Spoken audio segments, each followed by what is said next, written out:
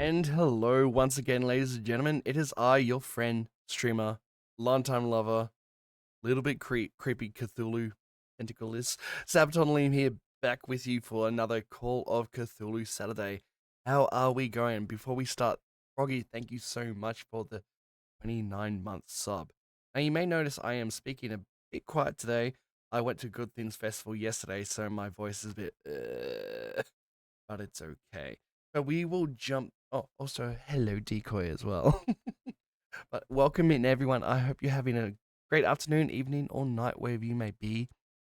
I hope it's a good one. But we shall jump in to see how everyone is and get scenario 2 going. There used to be a couple of different models that you could, like, companies you could use their models. Oh, yeah? Really? Tell me more. Yeah.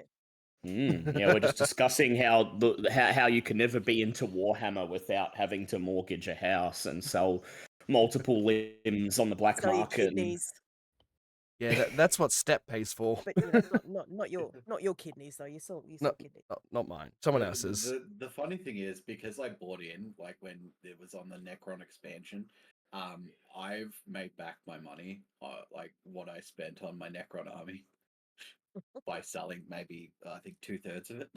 Look, I can't complain about people being into Warhammer and making money off it because I've paid like nearly $1,000 for a Call of Cthulhu book before, so Fair enough. We've all got our vices. Wait, was yes. that the horror on the Orient Express? Yes, it was Yeah. Horror on the Orient Express in the original box, yes, Yep. before they had the reprint. Uh, Speaking of Call of Cthulhu, it's time to answer the call once again. The call of Tentacle Daddy. He's ringing the phone, and it's your turn to pick up. I am, as ever, your not necessarily benevolent guide, your keeper of arcane lore, DG. And without further ado, let us return once more with music to the Devil's Swamp. And I should also summon our recording bot as well, Yes. because he would not like to miss out. He likes to listen in. So come on in, Craig. Fucking pervert. Yeah, well, He likes to watch. he does like to Now watch. recording. Well, thank you. And good thing he lets us know, he doesn't just stand there like a creep. Okay, 3, 2, 1. Let's go. Music? Welcome there we go. back. Welcome back to the Hockomock Swamp, intrepid investigators. It is once again time to venture forth into one of the most infamous paranormal hotspots in Northern America. I am, as ever, your not necessarily benevolent guide, your keeper of arcane lore, DG, or Dale. Take my hand, and I shall now lead you once more on a sojourn into darkness, anguish, and terror. It's been a couple of weeks since you all returned from your first fateful expedition into the Hockomock Swamp, when you solved, for better or worse, the disappearance of young Jimmy, encountered Cyrillus, the serpent man of the swamp, and glimpsed ancient secrets of the swamp that man was never meant to witness. Unfortunately, while you ended up surviving that expedition with your lives, you were not left entirely unmarked by your experiences. First of all, young Jimmy, who you had promised to return to his parents, did not leave the swamp with you, choosing instead to remain behind with Cyrillus, taken to live among his own people. The unholy human half of the changeling purged from his veins, leaving only the child of Yig behind. There is also the mystery of Dr. Edwin Nichols, the head of your little motley group, the Bridgewater Preservation Society. He alluded at the start that you would encounter something unmentionable within the swamp, and as your investigations later led you to understand, had witnessed some of these things for himself firsthand decades ago. Yet not once did he mention this to you, not once did he directly warn you of things to come. And in the last few weeks, you've had a lot of questions going through your head, trying to make sense of what you went through, trying to understand the entities that you encountered. You've spared a thought for Jimmy's parents, who have been told that their son unfortunately did not make it out. You've had to carry with you the guilt of condemning those parents to a life of grief and anguish. And of course, there's those questions about Dr. Nichols and to what extent he was involved. But it's been hard to get a hold of him over the last couple of weeks. Whenever you ventured down to the college, he hasn't been in residence, and he hasn't called any meetings for the club, leaving you all to your own devices. And so, let's get some downtime sorted before we move into the mystery proper. Because last time, you all absconded from that old library in the swamp with some of the written materials, did you not? It's time to find out, Blake. You sound eager. Yeah. And so you shall be first, my friend. Nerdy likes his bookie work. It takes you a few days after you return from the swamp to let your head clear to process what has happened before you finally turn your attention to the books you liberated from the library. The majority of the books are routine, nothing special to you. Books about anthropology and history and the occult, stuff you could find in pretty much any specialty bookstore. But there is one book in the collection, just one, that instantly stands out to you as being something of great importance. It's bound in black leather, approximately the size of a pocketbook edition. There is no title, no lettering on the black leather, no identifying marks at all.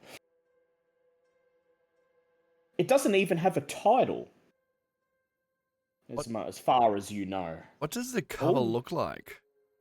It's a plain black cover, no markings, no designs whatsoever. In fact, it reminds you of like a notebook or a diary you'd buy at a high street department store. It's not really any more descript than that. When you open the book and you start to flip through it, it finds that it seems to be a collection of poems, handwritten, obviously rough drafts. There are bits crossed out and replaced with other parts, corrections in the margins, patchworks of translations of other materials, all sort of compiled together into this manuscript, this batch of notes. And you read one word in among the jumble of handwriting that you instantly recognize. Yig. The name of the entity that you spoke to not a few weeks ago. And his presence in this tome is enough to alert you immediately that should you persist in reading this, should you try to decipher these mad notes, you may find things you would rather have remained ignorant of. So, Blake, what do you think about this? Well, Blake would think he would want to know more since he is now pretty much a servant of Yig and he needs to have a bit more information on this. I'll ask you to go ahead and make me an English language check or a hard library use check. Either one will do. Hey, what? Language is 40 and library use is 60. I will try for library use. Okay, come on. And we're starting off fantastic. 30 on the dot. 30 on the dot. Fantastic. It's not a very long book, nor is it packed dense with information. It only takes you a couple of nights of detailed study to make sense of it. It's a manuscript seemingly entitled Azathoth and Others. It claims to be written by an Arkham-born poet by the name of Edward Darby. And it was published only about 10 years ago. Relatively recent book, considering the subject matter. The subject matter itself consists of poems, limericks, short snippets of narrative stories about Azathoth and other celestial bodies and gods. Would- Included other Go ahead. Would I be able to do a history check to see if I recognize the name of Edward Darby? Sure, go ahead. I'm only doing this because I spent time in Arkham as well. Yes, so you make it. Oh, you can also roll your education if you like for that, because if you've been to Arkham, you might have picked up this name. History's higher by 10. Wait, what's my education? Sorry, that's 80. So yeah, I'll do it. And just normal. Just a normal, yep. Just to see if you've heard of this name. 31. So that is a hard success. When you encountered the name, he wasn't known as Edward Derby. Derby. There was a middle name that's omitted from this manuscript. You never encountered the man personally, but you did run in similar circles. You both worked with books, and he was an author, and you spoke to a publisher who'd spoken to him. You know this man as Edward Pickman Darby. And he is a very enigmatic figure. There is not a lot known about his life, other than that he's from Arkham. It's not known what the names of his parents are, or whether he had any siblings, or even, aside from the fact that he dabbled in poetry and wrote this manuscript, what he did for a day job. The only other thing you remember hearing about him is after this manuscript was published, about 10 years ago, he mysteriously disappeared and vanished from public life. The book itself was only ever printed in very limited volumes, and shortly after the author's disappearance, the copies that were out in the world were recalled. Except for this one, it seems. One of the original manuscripts, which has landed in your hands. I'm just looking at it going, first edition. First edition. Do you wish to delve deeper, Blake? Blake would like to delve deeper. I'd like you to go ahead and make a SAN check for me. Oh, what is my current stand? Okay, that is a fail of a 78. Hit. 78.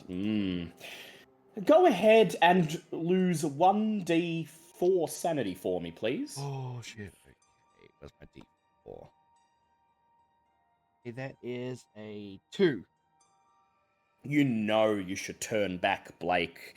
That feeling in the back of your mind says so, and when you go to turn to the next page of the book, the first thing you see there on the yellowing parchment is a picture, a hand-drawn yet exquisitely detailed picture of a mouth, wide open, screaming in agony, and for a split second you think you hear the book, the voice, screaming, draining, drilling into your earlobes, warning you not to go on, but it's only for a second, and you ignore it, ignoring all reason and pressing on. So the main feature of the book is the epic poem Azathoth, which occupies fully half the book. And what this poem describes is the idiot god, Azathoth, the most powerful being in existence, the center point of the universe from which all existence sprung forth. He is immensely powerful, but he's called the idiot god For he sleeps in eternal slumber, completely unaware of the majesty of creation that has sprung forth within him. It is said that all reality is his dream, and all other gods, deities, spirits, and entities, Yig, Cthulhu, Nyarlathotep, and many others, are just some of many of the aspects wrought from his imagination. He is the font from which all other legends and myths are born.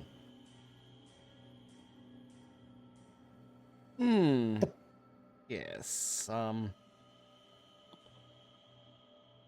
Part of Black's mind is going, no, don't keep going, but the time he spent in Arkham and his forever going quest for knowledge, he wants to push on.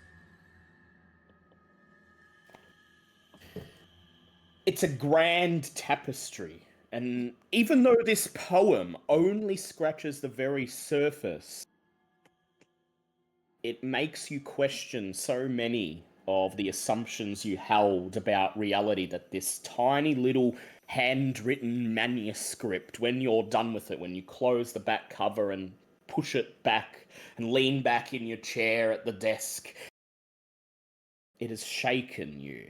It has left you feeling like you have pulled away a curtain on a stage and revealed how hollow the set behind it is, how it's all set dressing, and you feel once again that feeling that you felt in the swamp of being watched, of being evaluated by an unseen master. If I can see them now, they can see me. Indeed, they can. Go ahead and add 8 points to your Cthulhu mythos. Oh, damn. Would be 13 Cthulhu. Oh, dear God. 13 Cthulhu mythos. And then, that night, Blake, when you've put the book away, when you've stayed up most of the night there, hunched over your desk, just silently thinking, illuminated only by the light of the flickering lamp on the desk, when it's nearly morning, when it's only about an hour from sunrise, you finally decide to push all of this stuff to the back of your mind and go to bed. And you shuffle over to your bed, and you push the covers aside, and as you begin to strip down and climb in, that sense of being watched, of being evaluated, of being judged doesn't go away. In fact, as you reach over to blow out the lamp, it seems to grow even stronger. And suddenly you're convinced, Blake, that something is here in the room with you. Something that came out of the swamp with you. Something that perhaps is waiting for you to make contact. I'm just lying in bed. Hello? Is anyone there? You get no answer. Nothing but the silence. It's too early for cars to clog the roads. Outside your bedroom window, there is nothing but silent blackness. You become aware of a sharp, stinging pain in the pit of your stomach. It wells up from nothing and nowhere. Suddenly, everything is fine, and the next second it feels as if something long and sharp has been plunged into your gut. What do you do? Lift up my, well, I guess pajamas and have a look at my gut to examine to see if anything's there. You don't have time to do an examination, Blake, for as soon as you pull your shirt up and peer down, you feel your mouth drop open in shock. Your gut is squirming, writhing, crawling before your eyes. Something long, twisting and squirming under your skin, and each movement it makes sends another stabbing pain through your body. Oh, yeah. I fucked up. Oh, so, can I see the outlines of anything moving, or does it just feel like something's moving? You can make a spot hidden check if you like.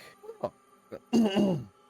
Better go if it's goddamn snake people. Is anyone else picturing him in a sleep cap? A little nightcap, yeah. Yeah. And the long kind of like ankle Yeah, length yeah. striped pajama thing. Yeah. I mean, yeah, Blake would have that. Exactly. And that Yeah. is a critical success out of 7. You steel yourself for long enough to stop and watch this thing, to ignore the pain for a second, and whatever's moving in your gut, whatever's burrowing under your skin, is long and cylindrical like a worm or a serpent. As you watch, the knot grows bigger, tighter, the pain becomes even more intense as it looks like whatever's underneath is pushing upwards, pushing its cylindrical head against your skin, trying to break through. I am Blake's frantically looking around and trying to stay focused and for anything like a knife and just try to do. I get my pocket watch, which is kept next to my bed, and use that as a little I put it in my mouth and bite down on it and try to find something I can make a small slit to try to relieve the pressure. There's a letter opener on your desk, gleaming, never used, brand new. Convenient. I And agree. so you take it up, and biting down on the pocket watch, you steel yourself and press the blade into your gut. You intend to make a tiny little slit. That's what you do at first. You just make a nick there, a single drop of blood begins to roll down your stomach, and then you can't help it. You throw your head back and scream as whatever's underneath your skin senses that slit, feels the cool evening air, and pushes up with all the force it can muster. The pain gets stronger until all that you can make sense of is this pain. You forget who you are, you forget where you are. All you feel is this terrible stabbing upwards until the skin of your gut rips open and the long green serpent within begins to undulate, dropping down onto the carpet.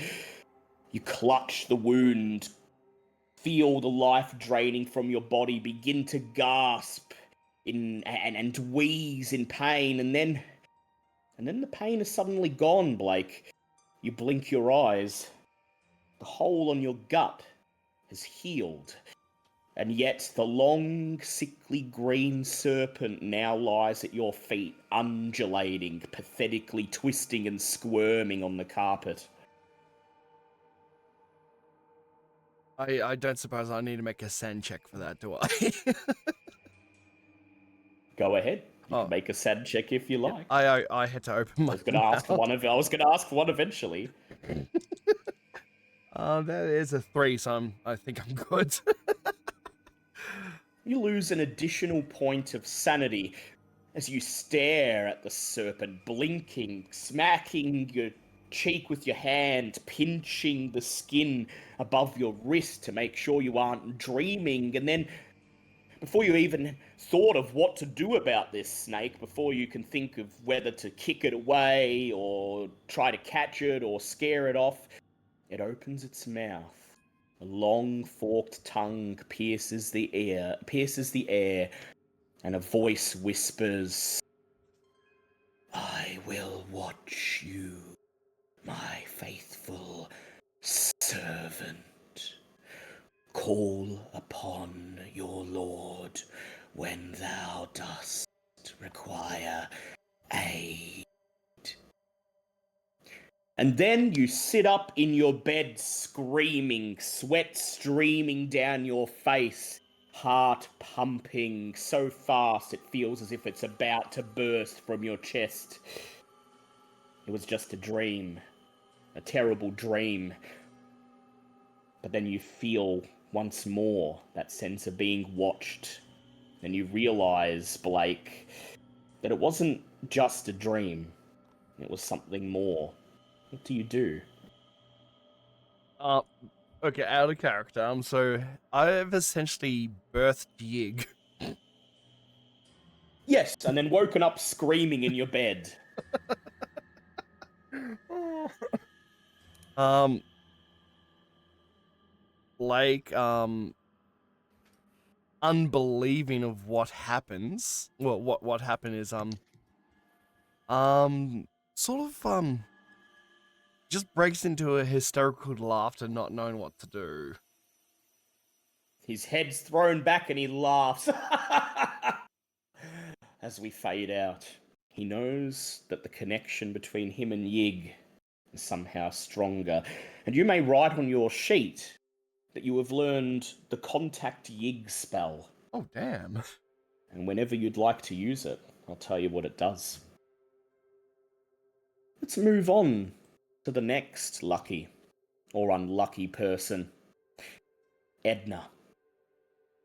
Aspiring Egyptologist and socialite. If I recall, when asked what you took from the library, you said, and I quote, "I look for anything vaguely Egyptian, throw it in my bag, and look at it later." Yep, that sounds about right. Later has now come.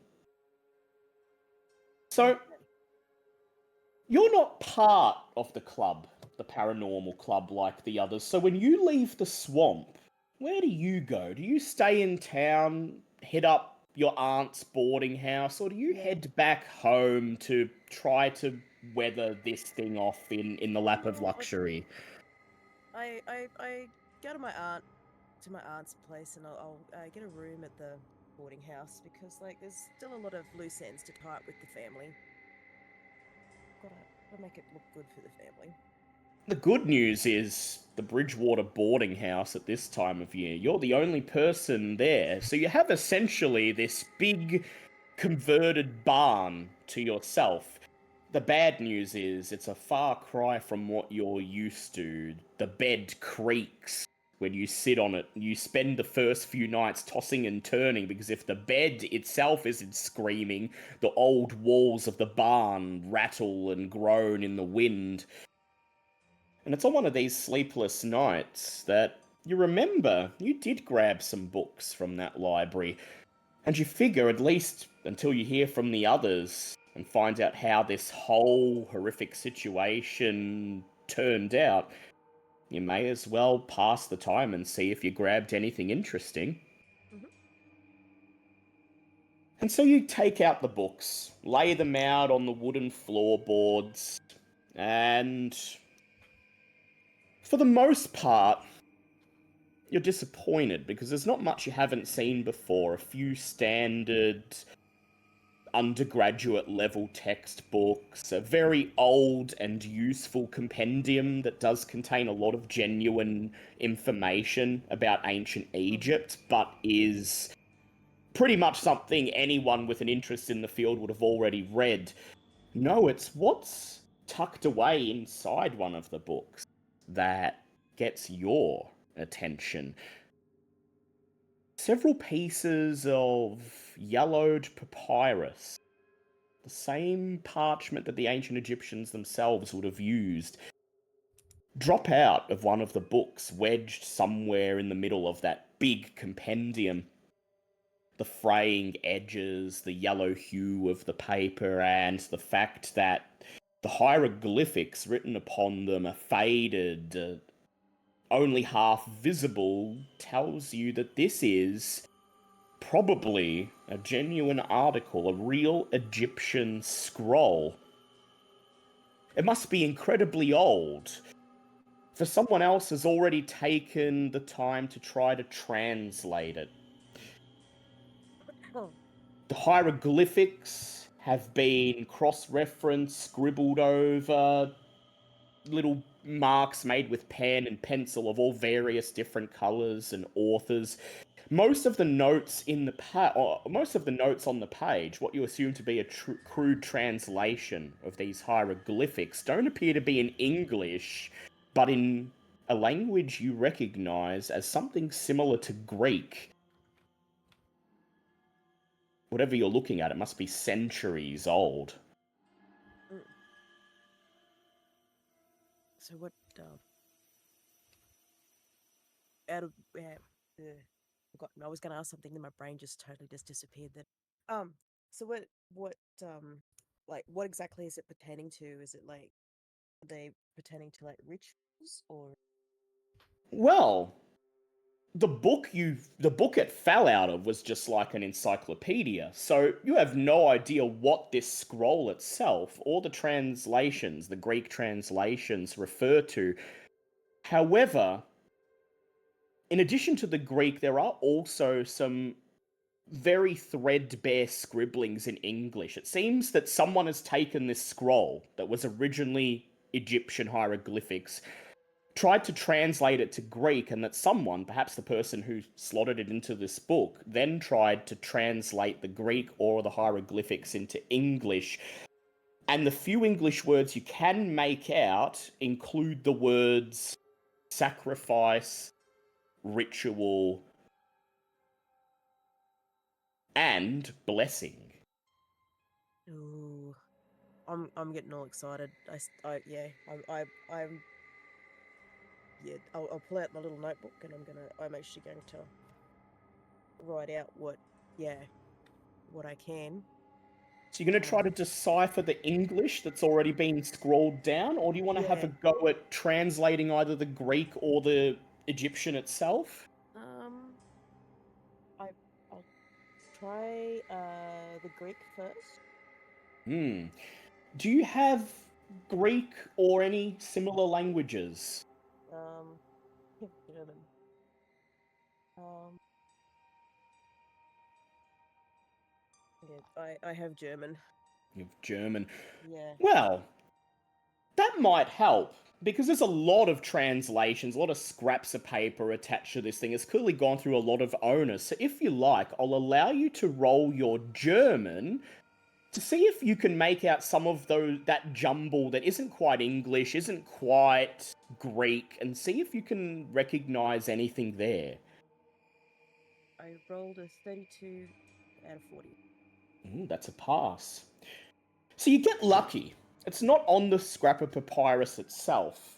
And when you find yourself coming to a dead end, you start flicking through the giant leather bound compendium that it fell out of. And as you're reaching the end of the book, you turn a page and realize that the page feels heavier in your fingers.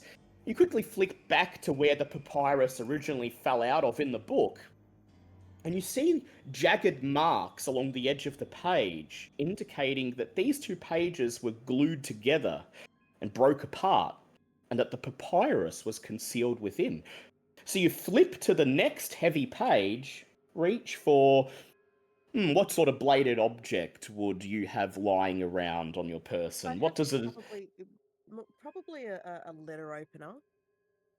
Yes, Um, probably a more fancier one than Blake's, yeah, I'd say. yeah. Real Um, silver with the family crest on the handle. yeah. You slice the length of the page down, and sure enough, something drops out. Another piece of papyrus, this one, like the other one, covered in pencil marks and scrawled fragments of translation, Greek and English, snatches of other languages. But in addition to the papyrus, there's a folded sheet of paper, and when you unfold this, it seems like it was ripped out of somebody's notes. Yet another person attempting to translate a text. And this one is in what you guess to be a dialect of German. Not German itself, more like Austrian German. And what you're able to glean from this crude translation is that the original papyrus are two fragments of an impossibly old text.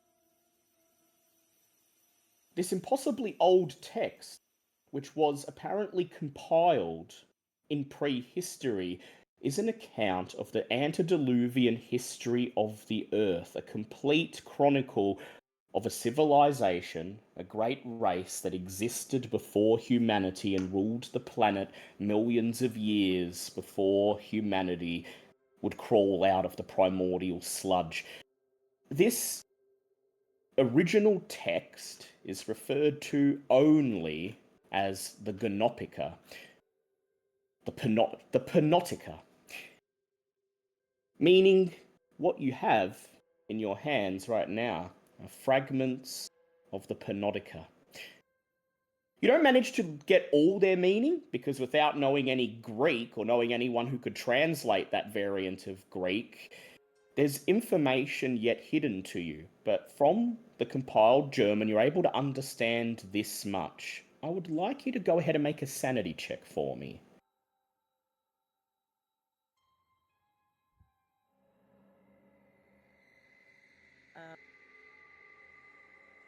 43. 43? And is that a pass or a fail? What's your It's a current pass. san? A Current pass. Ah, sanity is 49. a pass.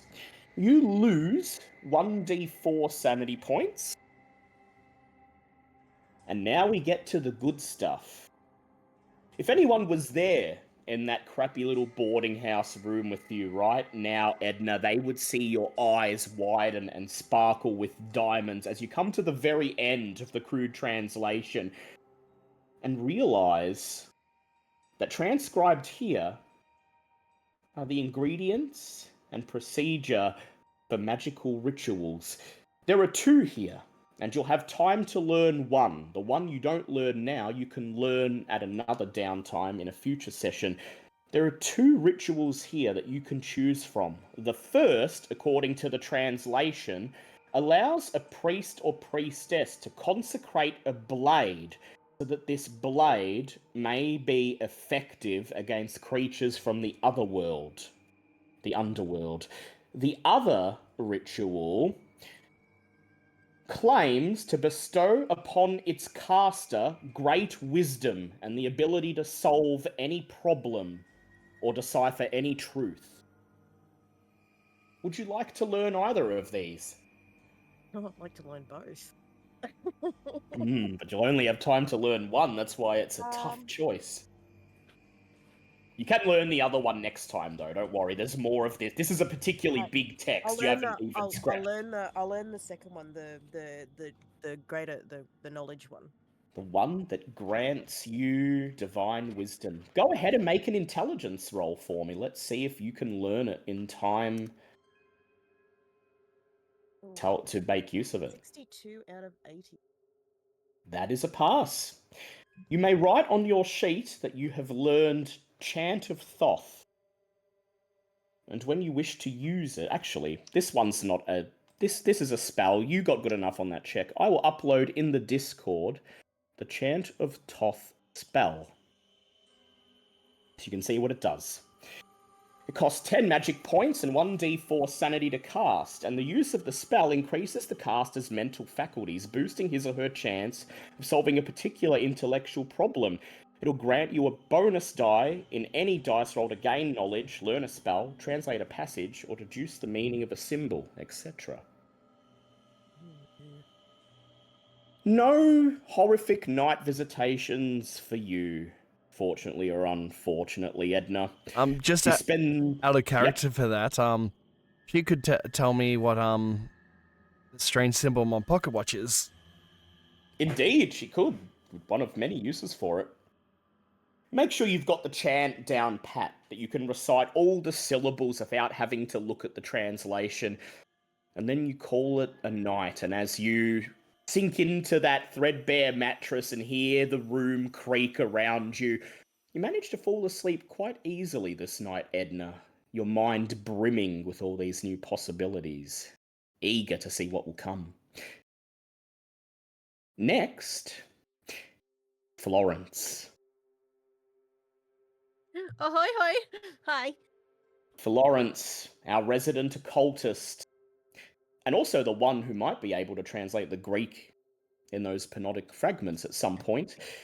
Ooh. You described not taking anything in particular, but looking for books that seemed to cover the occult or any sort of weird history about the surrounding area. Drop it in your bag and take it with you. Am I correct? Yes. And so, where would you hang out when you're not part of the investigation? Can we find you on the college campus in the library where you were happily doing your work before drawn into this mess? You'd probably find me in some kind of moving caravan in, like, on the edge of town, maybe to, like, near a forest, but not the swamp. Hmm. You sleep within clear view of a primeval tree line, but it's not the Hockomock. It doesn't emanate the same level of menace. And so, on one of the quiet nights on the edge of town, while waiting to hear back from the others, you decide to finally have a look at those books. And you've grabbed a lot. You just basically swept your hand across a shelf, dumped them all into your bag. And I'd like you to start by making an occult check for me, please, to see if you can catalogue them. Ooh. So that is that one. And that one?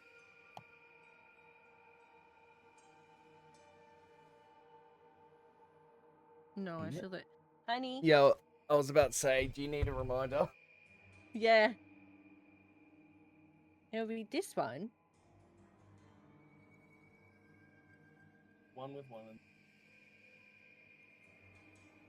Oh, this one. This one? No, that's No, this one. yes. Okay. Yeah, there we go. Oh, Hmm. okay. That's How a did we go? 61. Is that a pass or a fail? My occult is 80. That's a pass. That's a pass. All good. So you'll get the full chunk of information I'm about to give you. Yay! The Let's go. majority of the books you grabbed are standard reference works. Stuff that, although it would be weird to anyone in the mainstream, is all stuff you've seen before. The a collection of Nostradamus's prophecies, the classical Mandarin I Ching, ancient Egyptian treatises on the underworld and on souls. But there's one book that's particularly rare because of the fact that this book caused great harm centuries ago, and as a result, an effort was made to scrub this book's existence from the planet Earth. It is not a book that's not like the book that, say, Blake would have picked up. It doesn't cause you direct harm from reading it. It's more what this book represents that makes it incredibly interesting to you, Florence. This is a copy of the Malleus Maleficarum.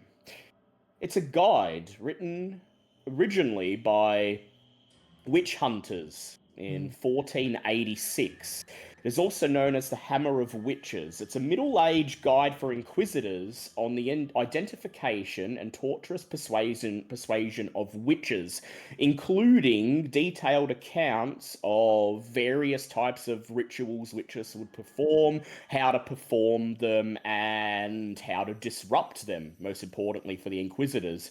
This terrible book helped to send approximately 9 million people to their death Oh my god. over the centuries. There is no sanity loss from reading this, nor are there any spells. You don't think that any of the rituals written in the book would actually be workable. After all, it was written by inquisitors, and they probably wouldn't write out how to perform the spell, but you think there's some general knowledge on how magic works, how to disrupt it, how to counter it, that you might be able to make use of. And so you may increase your occult skill by 10% if you like. Oh, Or, Yeah. Oh? or you can keep the book for when you encounter a magical effect, and you may instead call upon the book at that time for a one-time only boost on any action you do to disrupt or counter a magical effect.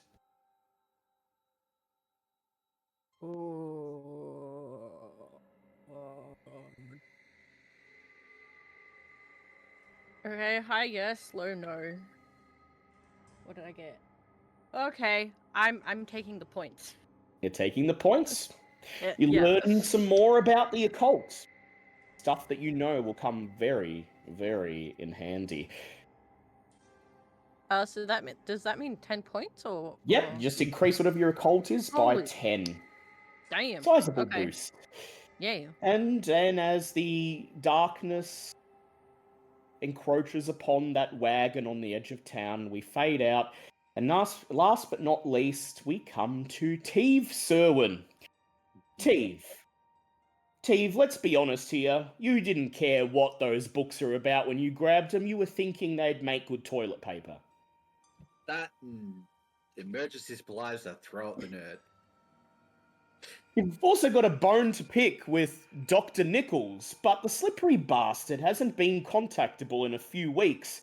And so, what do you do while you weather that period of normality between last adventure and now? Well, I have a brief skim through some of the books I picked up just out of filling in the blanks of time. I've come up with some good names.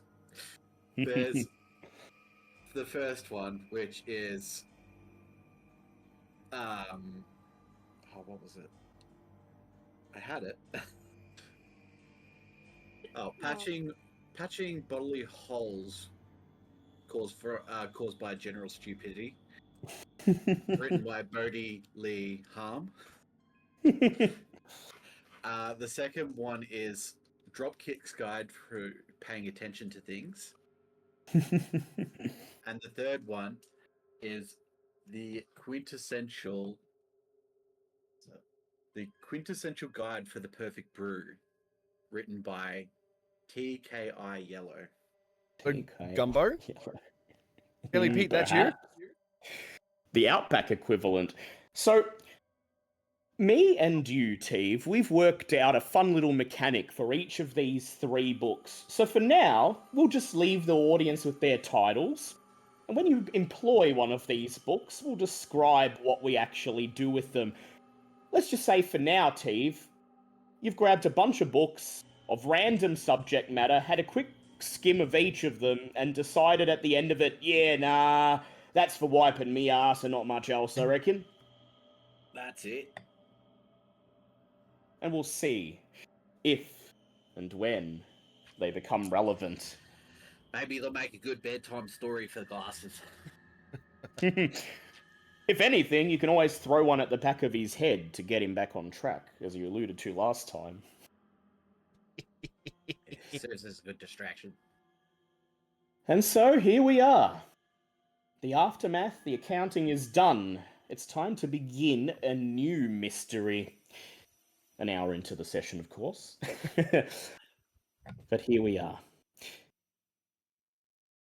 The call has been made.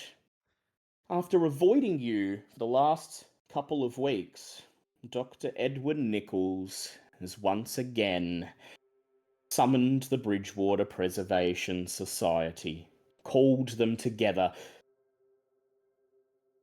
And you have a lot of things on your mind, a lot of questions to ask, a lot of answers that you intend to find. As you gather into the small library hall at Haynes College, the smell of books surrounds you as you see Dr. Edwin Nichols reading a letter while sitting at a wooden table, the same table that you usually use for the club's meetings. He nods to each of you as you find your way into the library and have a seat around the table. There's something ominous in the air and on his face. He frowns as he finishes reading the letter and then folds it in half, slides it back into an envelope, and clears his throat. "Welcome back, everyone," he says. "I apologize for the short notice, but I felt it prudent that we sit and talk. It's been a long time coming, and my hand has been forced. So we need to debrief, lay our cards out on the table, and then get ready to get to business. What say you all?" Alright, who wants to deal with this first? A long time coming indeed, Professor. Is there something you forgot to tell us? He raises an eyebrow at you, Florence. Yes.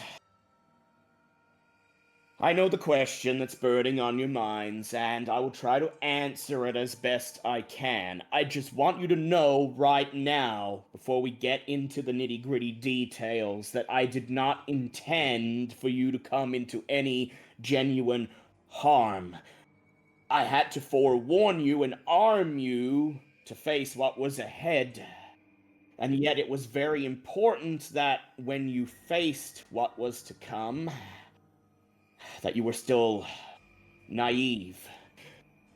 He gestures across the room to where the door is opening once more, and the last member of your group finally enters the room. It is, of course, Edna. You haven't seen her since that fateful night in the swamp.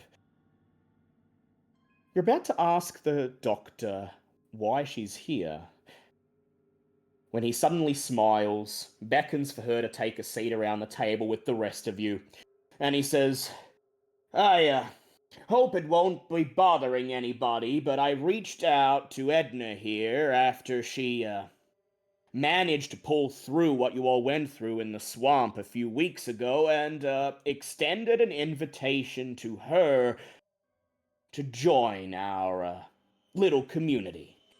He holds out a hand to you, Edna.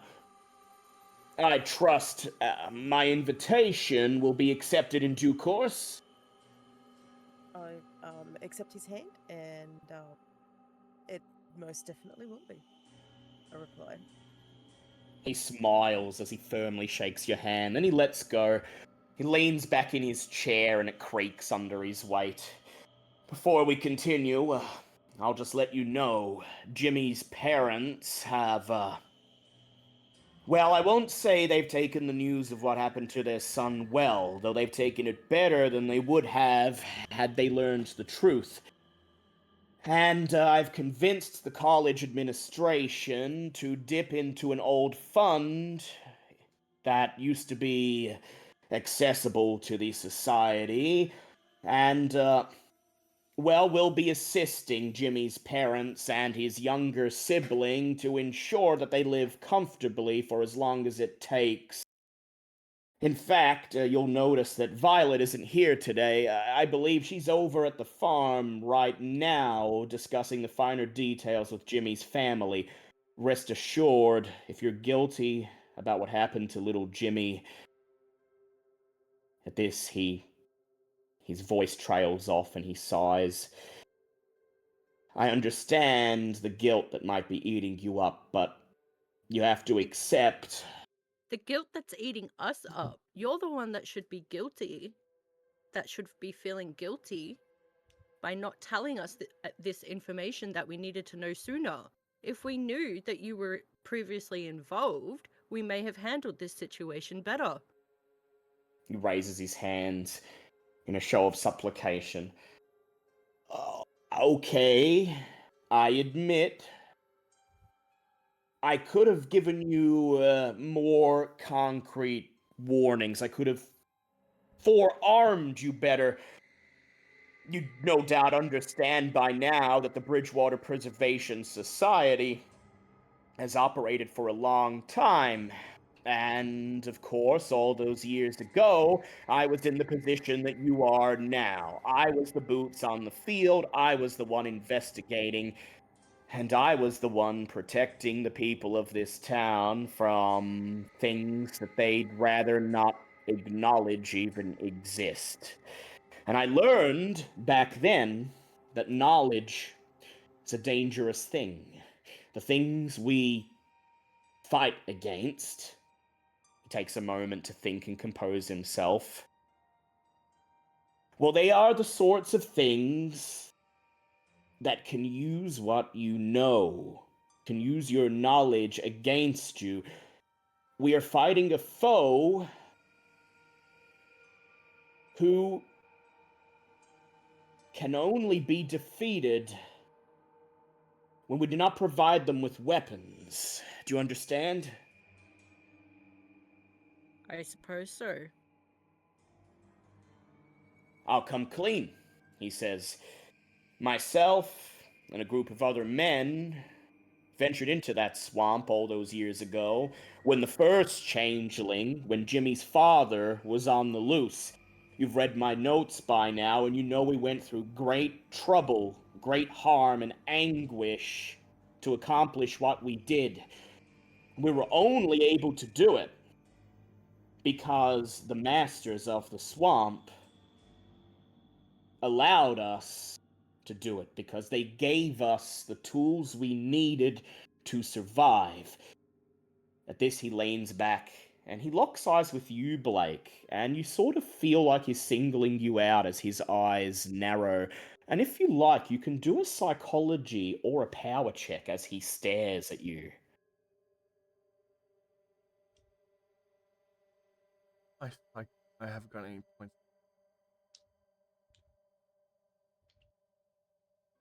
I can. Oh yeah, that's my power's 50. Yeah, better luck doing that.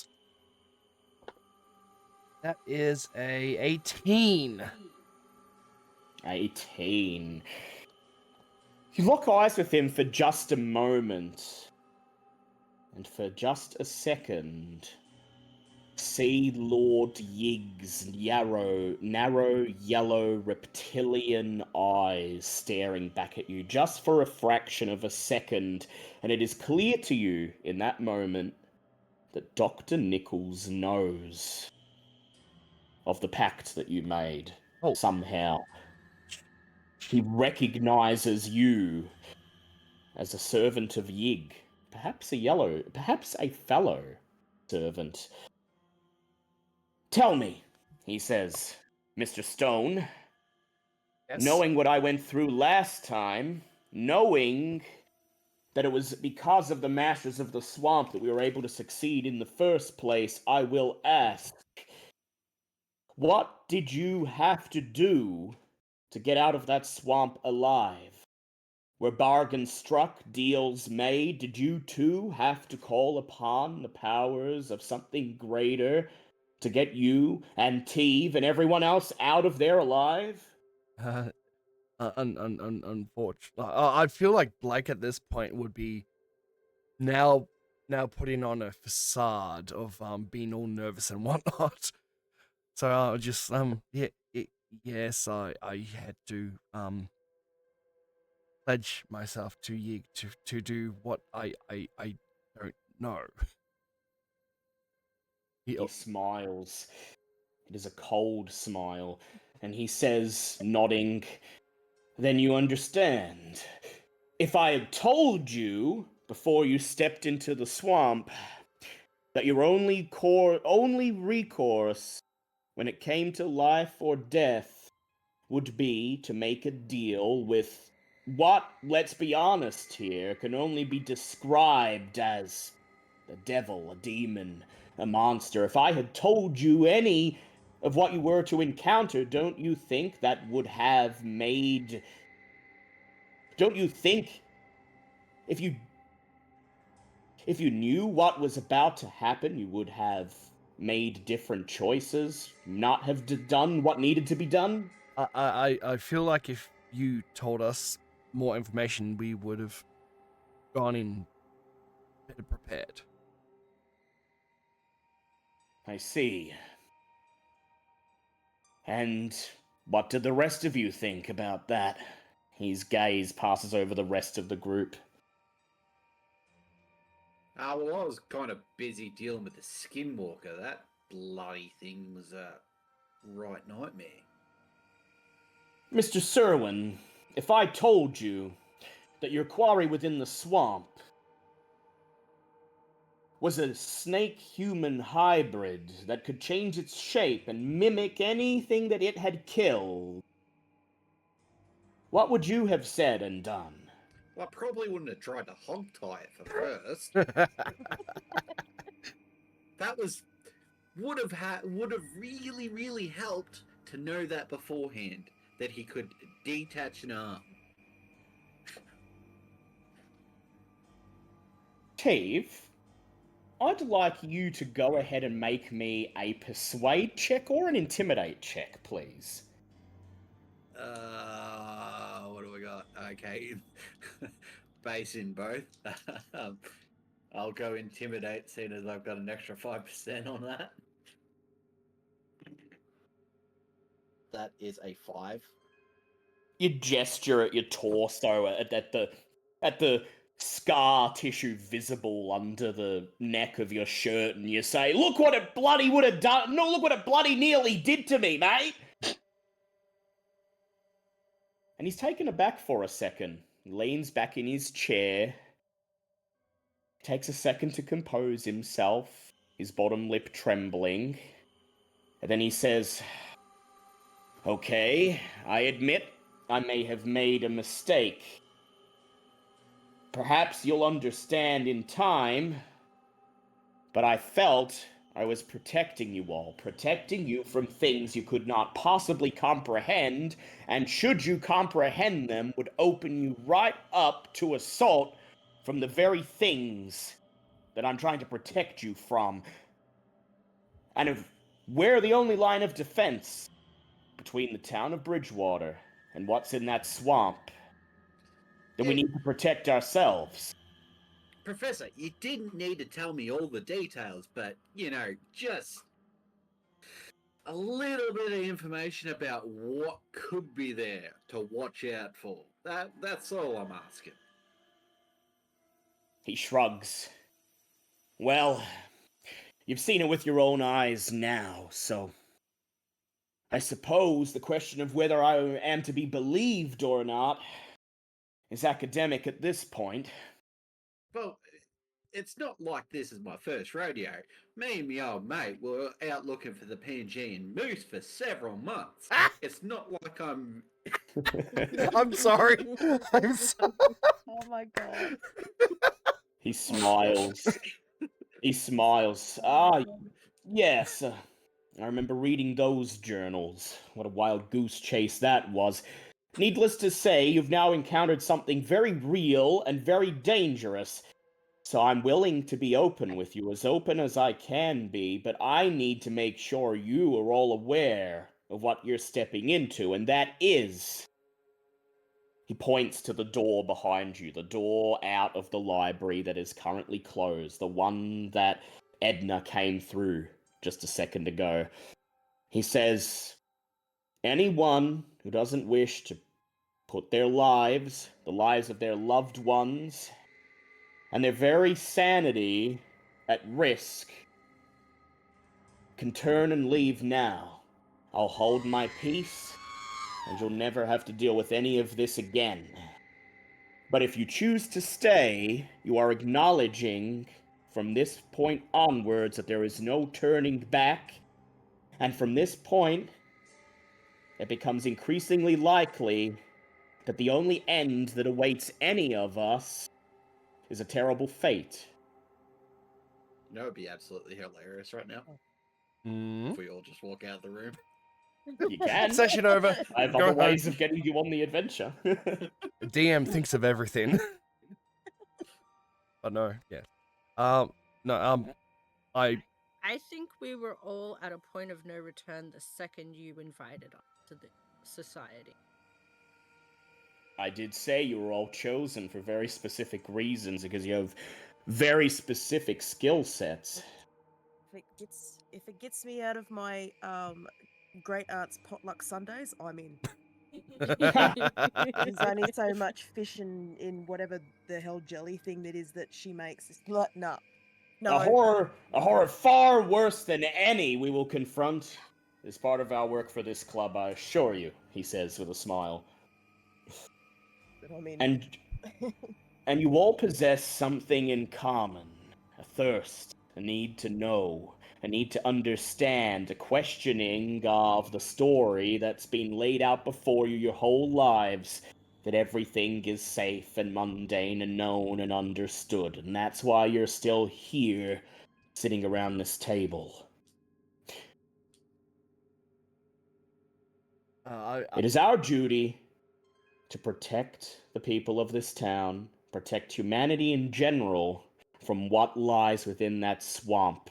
Do you all agree from this point onwards that the only thing that matters is the investigation. Because you are the first and last line of defense.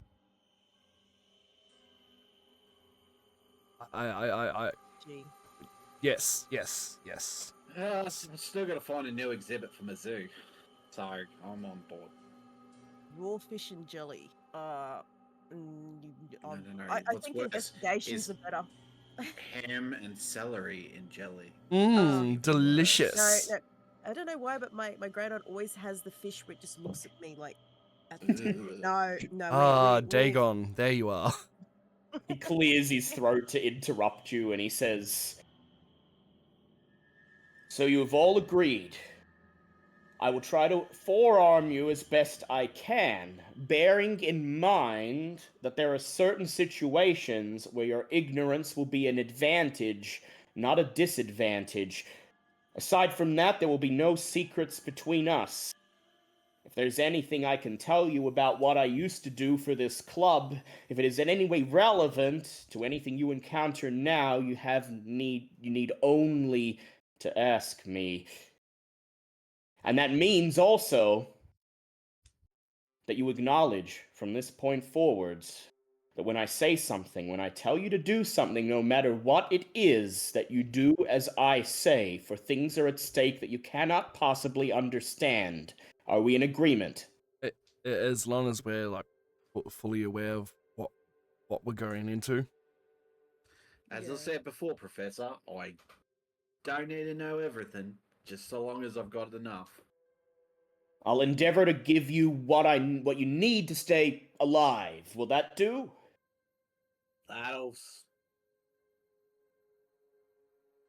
I suppose that will do. That would help.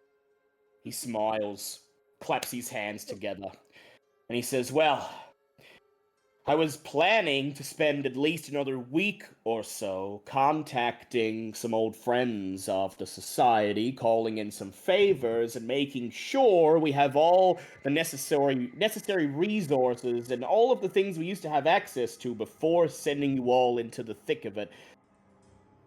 Into the That's thick of it. why you've had such trouble getting a hold of me, but something has moved my hand. Something has forced my hand. And today I had to call us together. It's now or never." He reaches for the envelope on the desk on the table in front of him that he was reading before, and once again he pulls the letter out. His face sinks as he once again skims it, and then he places the letter face down and slides it across the table towards you. And in our bear rodeo, I'll be bringing up the letter as Good. a handout. Ooh. Hey Froggy, this is why you always click on the link. I mean, I usually read them out anyway, but this way you can at least look at We it. like visuals. Yes. We like the pretty pictures. Oh, Pretty Big Dave. picture of pretty picture of a handwritten letter. Here you go. So you take the letter and you overturn it and you begin to read. It says, "Dear Dr. Edwin Nichols, I'm sure you are well aware of the news of my daughter Angela's death. While her death was a shock to my husband, John, and me, and we are still grieving, I'm reaching out to you as a friend for help. The police have condemned Angela's soul to hell, as well as bringing shame to our family, by declaring the cause of death as suicide. I know in my heart and soul that Angela, the sweetest, happiest, and most adventurous child I have known, would never have committed suicide. I have known you for many years, Dr. Nichols, and I've had occasion to hear you speak in riddles about the mysteries of the Hockomock and the curse that lies upon it. It is my belief that my sweet Angela was the victim of witchcraft and devil worship in the swamp. Well, it has been some time since John and I have visited with you. I'm begging you for your help. Can you come by this evening to discuss the particulars of this strange case? You are my only hope. If you cannot help me, I do not know of anyone else that can. Sincerely, Pamela Lawrence." Ooh. Mm. "Well, what do you all think?" says Dr. Nichols, snatching the letter up, folding it up once again and sliding it back into the envelope. "I've been good friends with the Lawrence family for some decades. There was an incident a while back where they spotted some strange things on the edges of their farm. It ended up being a false alarm, a particular animal that's rare in these parts, but we became close friends, and I do not believe for a second that a little girl like Angela Lawrence would have committed suicide. How old was this little girl? If I'm remembering exactly, Angela would have been 9 years old. I think she was due to turn 10 coming spring.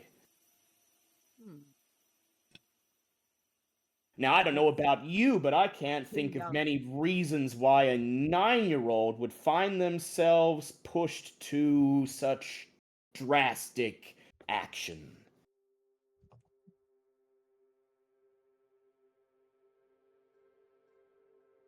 That's too young, sort of situation. Okay.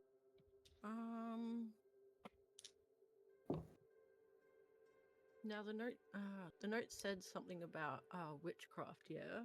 Yes. Yes, it seems that Pamela believed her daughter to have run afoul of witchcraft. I can't say I specifically believe that was the case, but as we're all now well aware, there are things within the Hockomock that do seek to cause harm, particularly to children. I do not think this is a coincidence that this has happened mere weeks after the Jimmy incident. Do you have any information on the particulars of the death? Oh, not anything that's not in the letter. I haven't had the chance to speak with Pamela myself. My intention was to send you to the household in my stead.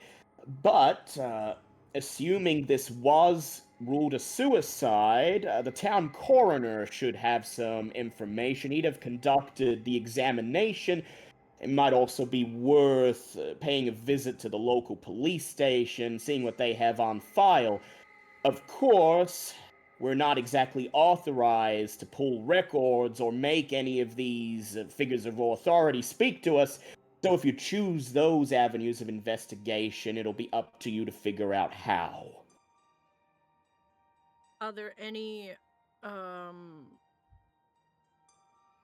rumors or like town knowledge about any of the local witches? I think I'm just going to bribe a lot of people. Well, I own a zoo. I'm rich. well, I'll tell you one thing, Florence. For all the things that are supposed to exist within the Hockomock, cryptids, strange lights, devils, ghosts, and the things we know that exist, it is, decidedly lacking on lore about witches and warlocks and anything of that manner. Unless you count the natives, the Woampanoag people, who, as I understand it, had a number of rituals centered around the swamp. Though, the specifics of which would be beyond me. You'd have to find a member of the Woampanoag tribe to tell you, and they haven't been anywhere near Bridgewater for a very long time. Obviously my local family, the family that would know who the Lawrence family and that is, they would know some Would. other, and they would know. So they've grown up in the area, obviously. They would know like wives' tales and gossip about such like stories of witches and devils and stuff like that. Roll me an education check, please, because you do have ample connections that you may have possibly heard something from your aunt. Education. Yes, this will just be to determine if you what you know, your sum of collected experience. 51 out of 7. That is a pass. So you haven't actually spoken to the Lawrences yourself, but you know that your aunt is, well, you wouldn't say friends with them, but they do interact. They run in similar circles, and you do distinctly remember your aunt gossiping with one of her friends over dinner a couple of nights ago down in the main eating area of the boarding house that the Lawrence family were having trouble with their daughter, that she was interested in all of these quote unquote ghastly things and was reportedly having recurring nightmares. And you recall your aunt just sort of chalking it down to foolishness, and the other woman she was gossiping with saying, oh, nothing that a few beatings won't put right, That sounds about right. Sounds like my family. Do they? So I'll say that. Like I'll say like, okay, well, I don't have much interaction with the Lawrence family. My aunt actually was just discussing. I didn't realize that it was linked to this person, but they were discussing the Lawrence family. And apparently their daughter, has actually was acting strange, of recent times. Well, that makes makes this even more interesting, he says, cutting you off, immediately enthusiastic, because we know that Jimmy was acting strangely before his disappearance in a different way, which means that the odds that little Angela ran into something that meant to do her harm is quite likely. I do not believe that the same culprit is behind his disappearance. Jimmy, after all, was the offspring of the changeling, but there are many more things in the swamp, as I'm sure you're aware. Well, now, he folds his arms together. The Lawrence family are expecting you, at least some of you. It's up to you what other avenues of investigation you'd like to check out. If you need any assistance, I will be here. I'll be spending my time in the meantime attempting to get into contact with the people I mentioned earlier, and maybe we'll turn up something that will help. Any questions? Hold on, I had something now, it's gone. Is the coroner obviously male? Yeah. In the 1920s, of course. Okay. I'm probably gonna go visit the coroner and charm my way through. Ooh. I was planning on just going in and bribing him, but whichever. Beauty before the If beast. the bribe doesn't work, I can back you up with my charm. Nah, Yeah, go beauty before the actually, beast. You charm, and then I'll bribe. That way we Okay. can save money. I'd like to stay back for a few minutes and talk to Dr. Nichols. You sure can. Which means, Teve, you're heading off to the Lawrence family home. Would you like to head on your... Oh, wait, no, you're going to the... Yeah, sorry, I mean, Edna, you're heading off to the Lawrence family home. Would you like to head there now, or do you want to wait for Blake, who seems to be staying behind a little bit?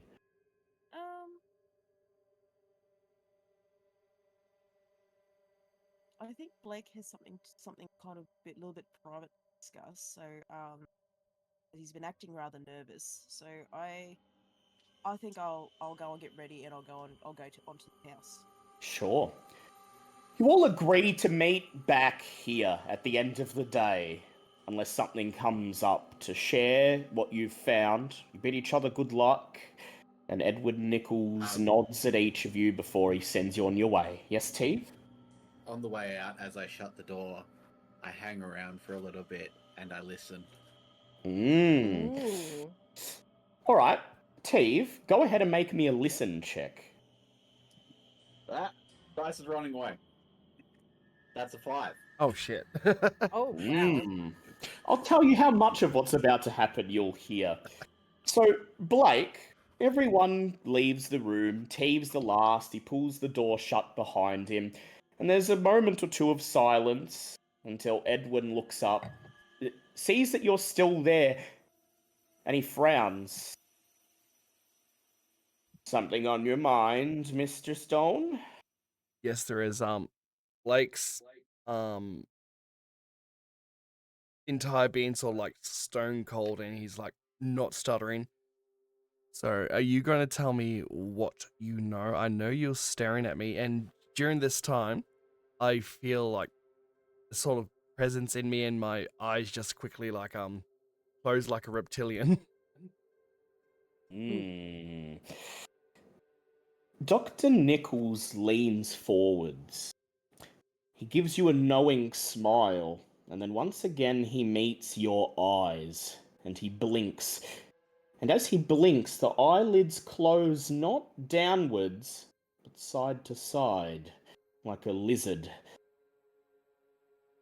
You stare back into his eyes, he stares into yours, and in this silence it feels like minutes are passing, and you feel something once again.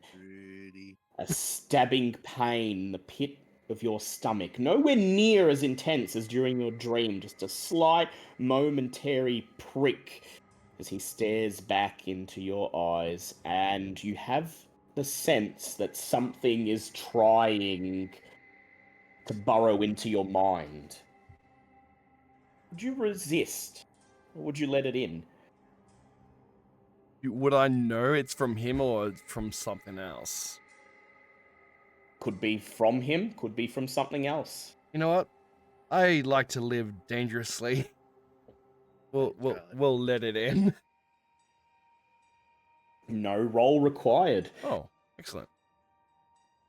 Resisting it would have made you do a power check, Oh. but you're just letting it in.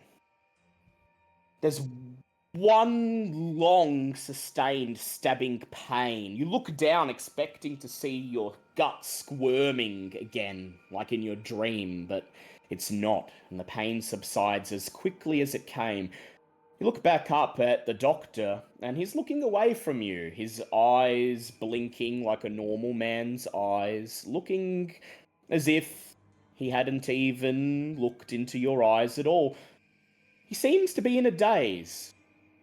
He looks sideways, notices that you're still there, and smiles. Oh, something on your mind, Mr. Stone? Oh, what kind of Inception bullshit is this? Okay, I'm glad that got a chuckle from everyone.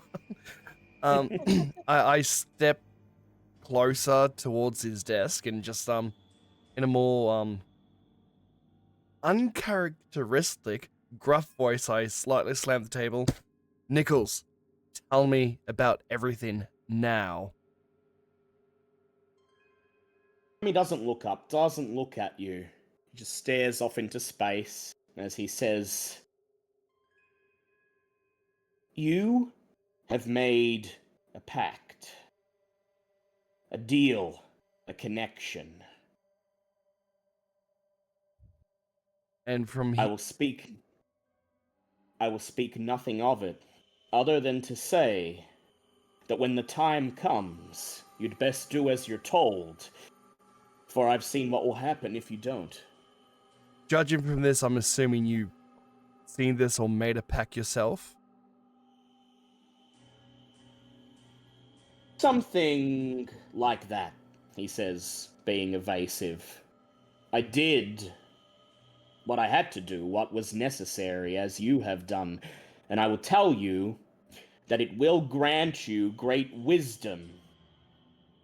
It will grant you the ability to see things that others cannot see, and when you wish to, you can call upon it and tap into that divine wisdom, but I will warn you now to think before you do, for the more you do it, the further beyond the threshold you fall, and when the time comes, and when the purpose of the connection is made manifest, if you have gone too far." He shakes his head.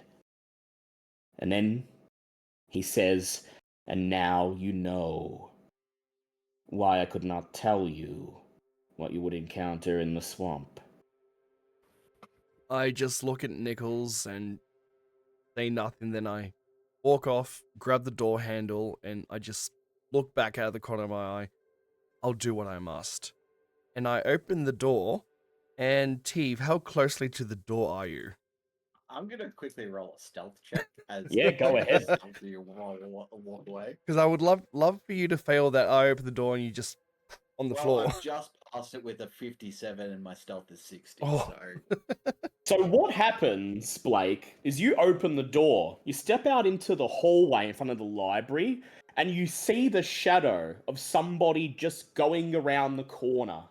You don't know if they were walking down the hallway, you don't know how close they were or if they would have heard anything, but you see that somebody is leaving just as you step out of the room. And Teve, that is you ducking around the corner and quickly making your way through the stacks of books and the shelves towards the entrance, yeah, with everything you've just heard replaying in your mind. because I'm catching up with Florence and we're going to the coroner, aren't we? Yes, yep. Yeah. So as I get to Florence, I just put my finger to my mouth,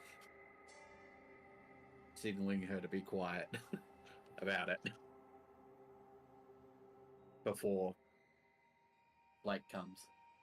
And then I Blake, give go I ahead. give him a silent nod. Silent nod. And then you cross the college grounds to the car park. And when Blake finally emerges, Hold on, I just want to do something. We'll put a TV in everyone's mind. Once I see the shadows leave, we'll make it look like I'm looking straight at the camera, and my eyes just sideways shut and open again.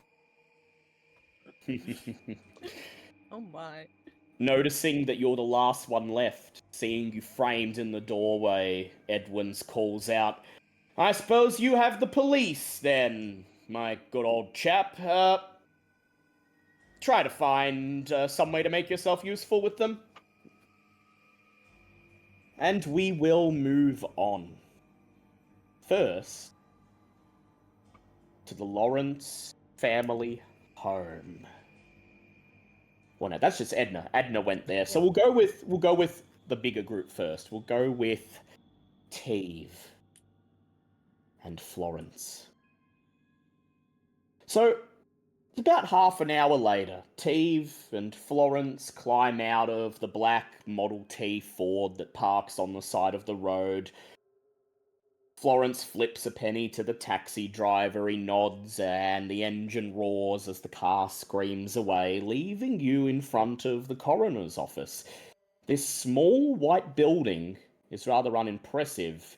If it were not for the sign distinguishing it as the coroner's office, you wouldn't even know what it is. This small white building looks indistinguishable to the ramshackle shops and offices on either side. You step inside and... Sorry, what? Go, As we Steve. get up, Steve shakes his head, spits on the ground. Bloody Fords. Ford Model T. They'll invent a better car in a couple decades than that one. And you step through the double wooden doors into a dusty but completely empty reception area. There's a desk, there's a coffee table with some old magazines, and a wireless radio that, for the moment, doesn't appear to be tuned very well, and is mostly just broadcasting static intercut with a syllable of someone's voice. There's a single brass bell on the counter and a door behind it with a handwritten sign reading "Coroner Only." I walk over and ding the bell. The And radio. I go to the radio and start using bushcraft to fix it. Yeah, go ahead. Roll me Butchcraft. It's That is CNN. a 61. Ah, no, that's a fail. You fucked it. You broke it. Ding! The bell rings out and there's silence. Teve leans over next to you and he grabs the wireless, he begins twiddling the knobs and then reaches his hand around the back, lifts the panel off and pulls out a chunk of wires, and the static suddenly bursts and then the radio dies. And that's what causes the door behind the counter to finally open as a slightly balding, short, hunchbacked man in his 40s wearing a white doctor's coat. His face red with irritation comes storming out. He sees you there, Teve, clutching the wireless in your hands, and he says, "Who turned it off? Put that back on! I'm trying to listen to the baseball scores!" Sorry, am- mate, it was a bit broken. I tried to fix it, but I guess I'll be buying you a new one. Ah, it's fucked. He takes it back, he looks at it, and he fruitlessly twiddles the knobs. This time you can't even get static out of it. He shrugs. "Oh, well, I suppose its reception was getting worse and worse each day. You never get good reception in this town, but, well, I've been meaning to buy a better one. I'm sorry, I'm just irritated because you pulled me out of my work and I'm very busy. Is there anything I can do for you?" I saunter over to the doctor and I ask him, Actually, is this Quickly, Angela that you're working on? can I quickly say, I'll leave you with my partner here. I'll just quickly duck down the street and grab you a new radio. Go ahead. What is your credit rating, Teve? Like 50. 50. Yeah, it sounds genuine. And you step out of the room, and as soon as Teve leaves, Florence, you see the doctor relax. In fact, he's now positively beaming at the idea of getting a new radio without having to do anything for it. He folds his arms, slides into the moth-bitten chair on the other side of the reception counter, and he says, "Angela. You wouldn't be referring to Angela Lawrence, would you?" I would in fact be referring to that. And, yes. who would you be exactly? Only I've seen the mother, I've seen the aunt, I've seen the police, and I'm at a loss here. I'm just a very close family friend of the Lawrence family, yes. Go ahead and make me, Florence, a charm check or a fast talk check. It'll be charm. Ah, fuck, that's a fail at 83. Would you like to push it, noting that if you fail a second time, you might prompt You'll stay in the an morgue. adverse reaction? Can just wait for me to come back. What does pushing it Means you mean? roll it again, but if you fail Bad again, shit happens. it'll be worse, yeah. Bad shit will happen. Not necessarily gonna kill you, bad shit, but, like, You might, bear in mind you are a random person asking the coroner about his work. you might call the police, something like that.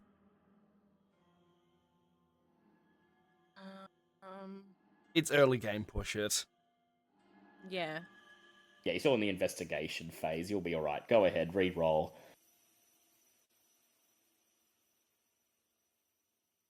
19.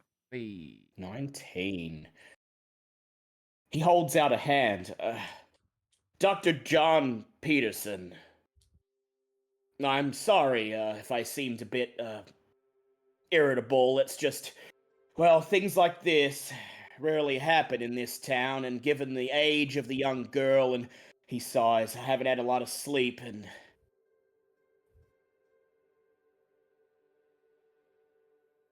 shakes your hand, and then he says, "All right, well, I'll spare you the grisly details. I won't take you back to see the girl, but family friend, I'll tell you what I told the parents, what I told the police.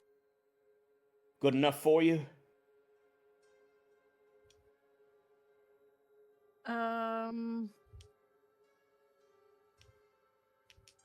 Can I charm him again for the grisly details? Because, like, I kind of want to know if there's any, like, sigils or odd things on her body. Markings. You sure can, but how would you like to how would you like to convince him to let you do this? I mean, if you'd like to charm, He's been working a long time, and you think maybe if you bat your eyelids and ask nicely, that might just be enough. But what tactic would you like to use? Just thinking.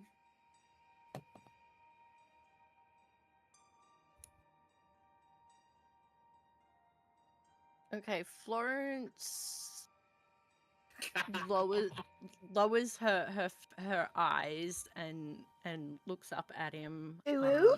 and then puts a hand on his arm and gently says, "Give me all them grisly details." You've been working all night. Surely you'd love to share your work with somebody. It might be a good opportunity to take a break and recount what you've found so far. What is your charm skill? My charm is 70. 70. So I'll let you pass that without a roll because you did so good at actually describing how you were going to do it. Yay. He sighs. Well, yeah, I suppose. Look, to be honest, I'd be happy just for the chance to stretch my feet and to wash my hands, get some of this blood off the front of my smock, and he takes an eye at the door and he says, oh, and here's your friend. And then the door opens and Teve comes in, and Teve, what kind of radio do you come bearing? It's a real flash one. Wireless. It's got all the bells and whistles, mate. It's top of the line. I spent $10 whole on this. $10 wow. dues.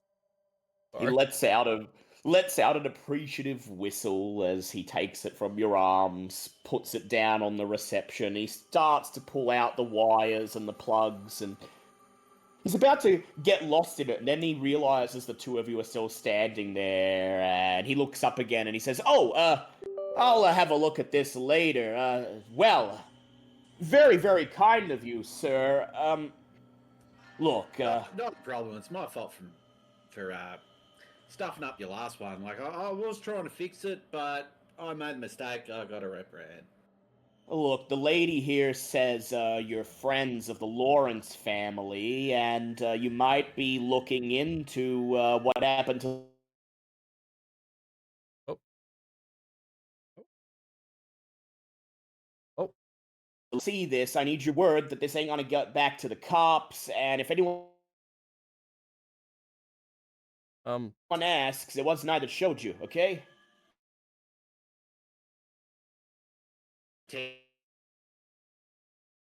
Hello. Having issues here.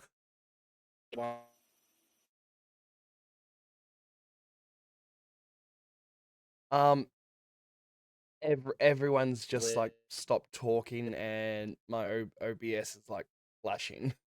All right, right, buddy. What's Oh, up? you back? Okay, You all I right, think buddy? we're gonna. Oh, your stream is going funny. Luckily, I'm recording it. He can't hear any of us. Wait, I can hear now. Oh, you Okay. can hear Yeah, now. it seems okay now. Yeah, I think Twitch is just. Yeah, it'll do that. Don't worry. We'll push on. It's nowhere near as bad as we've had not naming certain players. Yes. Dr. Peterson motions for you to follow him, and he leads you through that little door that says coroner only. As soon as the door opens, your nostrils are overtaken by this strong chemical scent of formaldehyde, and the quote-unquote morgue is little more than like an old kitchen that's been stripped of all the furniture and converted into a small town morgue. There is still the black and white tiles underfoot caked in dust and dirt and grime, and there's a single metal stretcher in the center of the room with what must surely be Angela. I'd like you, Teve, and Florence to both make sen checks for me as you lay eyes on her. That's a 13. That's a star and a 5. Star So and a is that a 5, 5. hun? So I think it's a 5. Yeah, I think that's a Teve? 5. That's a pass for both of you. Yeah, that's the star is 0, I believe. Yes. So that's good. Okay. Um, Okay. So you each lose a single point of san as you take in the little girl with pale white skin wrapped in a green blood-stained smock, the incisions on her chest and body cavity still open, the blood still caked on the metal, the smell of rotting flesh just vaguely detectable under the formaldehyde. Her eyes stare blankly at you like glass orbs. Her mouth is open, frozen in what seems to be an obvious expression of pain. You resist the urge to look away, shut your eyes, and the doctor notices. He smiles, lets out a morbid chuckle. Oh, it's always a shock the first time. Come on, gather around, and I'll tell you all about it.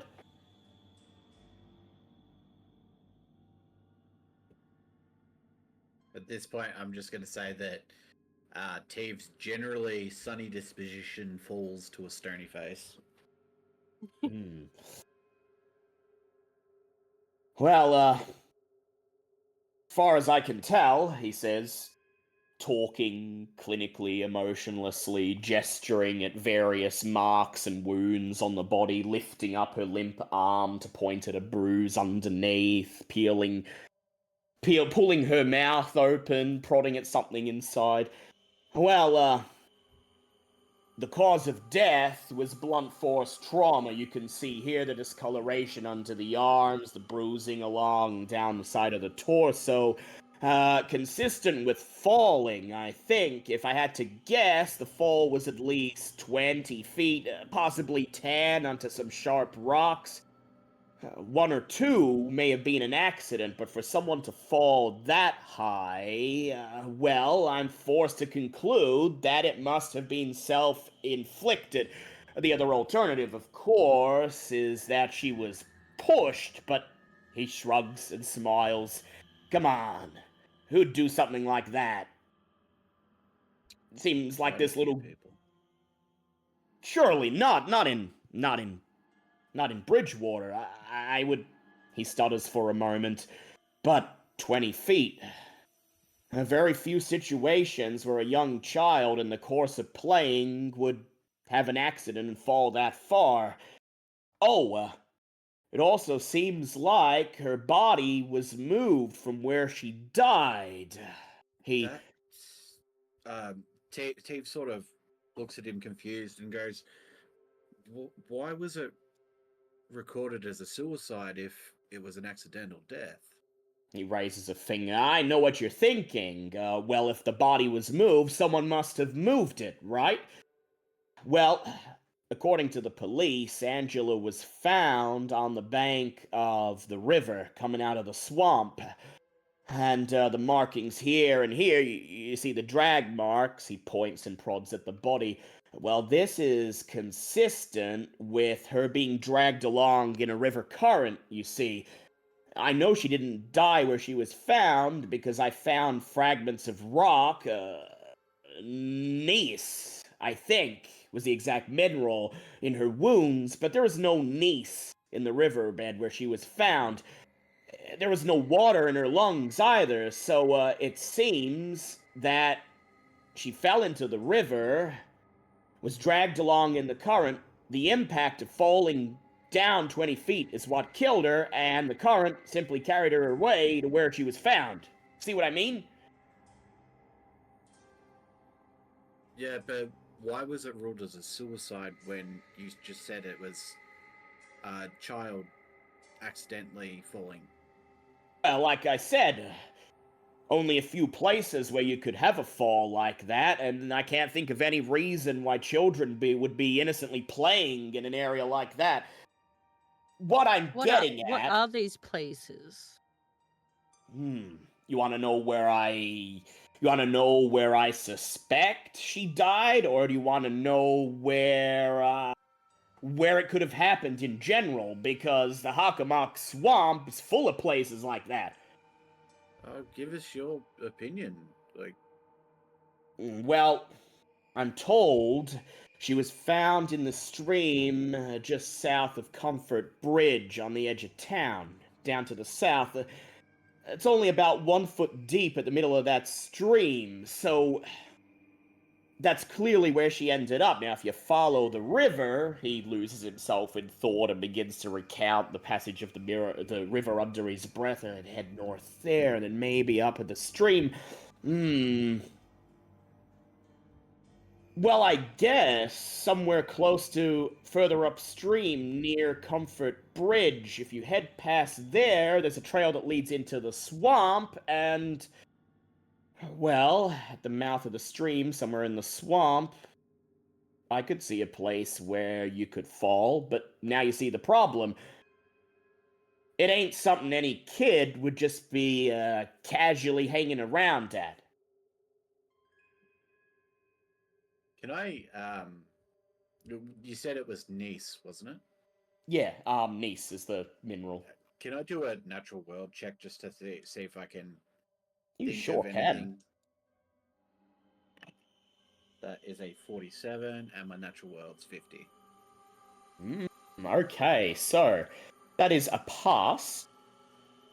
So you're not a geologist, but you know that gneiss is a rock that is created when stationary rocks are subjected to high pressure and temperatures, which means that it usually can be found in places such as waterfalls or very dense, thin rivers that have a strong current.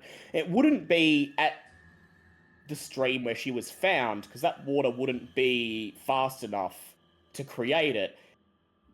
However, you now suspect that there's probably some kind of cliff or waterfall further up that stream, which is probably where she fell from. So I'll ask the coroner if he said it was near. He suspected near a bridge. Yeah, Comfort Bridge. Heads So- over the stream, and he gives you the directions if you want to check it out. Do you know if there's any waterfalls or cliffs near that bridge? And he shrugs and he says, no, not waterfalls, but I'd like both Teve and Florence to make either spot hidden or psychology checks for me.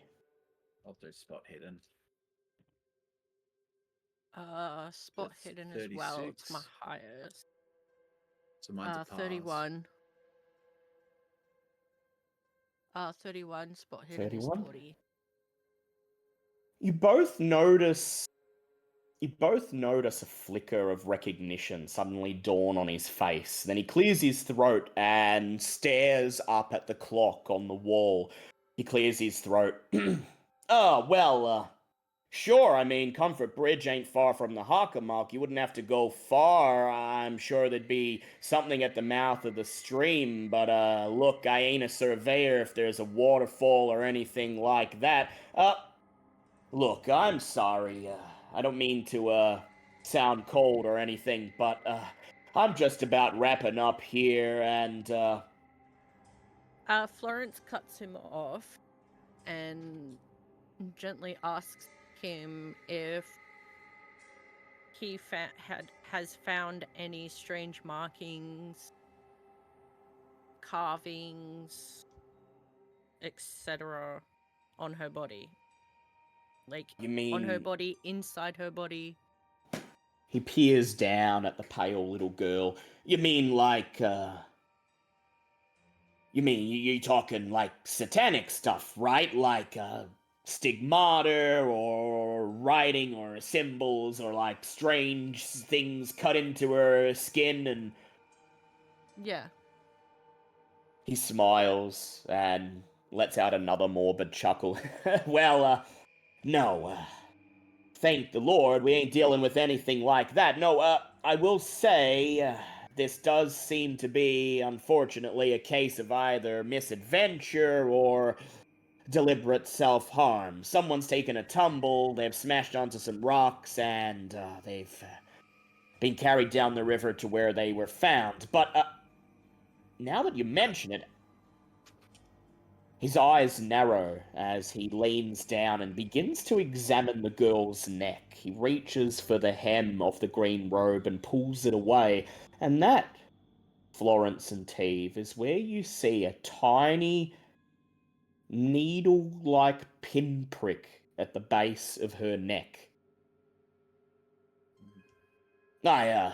I noticed this before. I didn't think there was anything of it. Doesn't seem to be a wound or a defensive wound or anything like that. But, well, you asked for markings, and I did find the neatness and the location were particularly strange.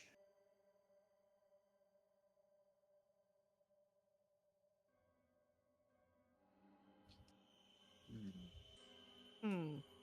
I'm just Did she gonna. still have her blood when the body was found? Her blood? Well, we have the blood that was drained from her body, but anything found at the crime scene, that's the police. This is an age, of course, before DNA analysis was a thing, so they wouldn't have had much reason to preserve the blood. Yeah, I'm just gonna quickly reach into my pocket, grab a few dollars.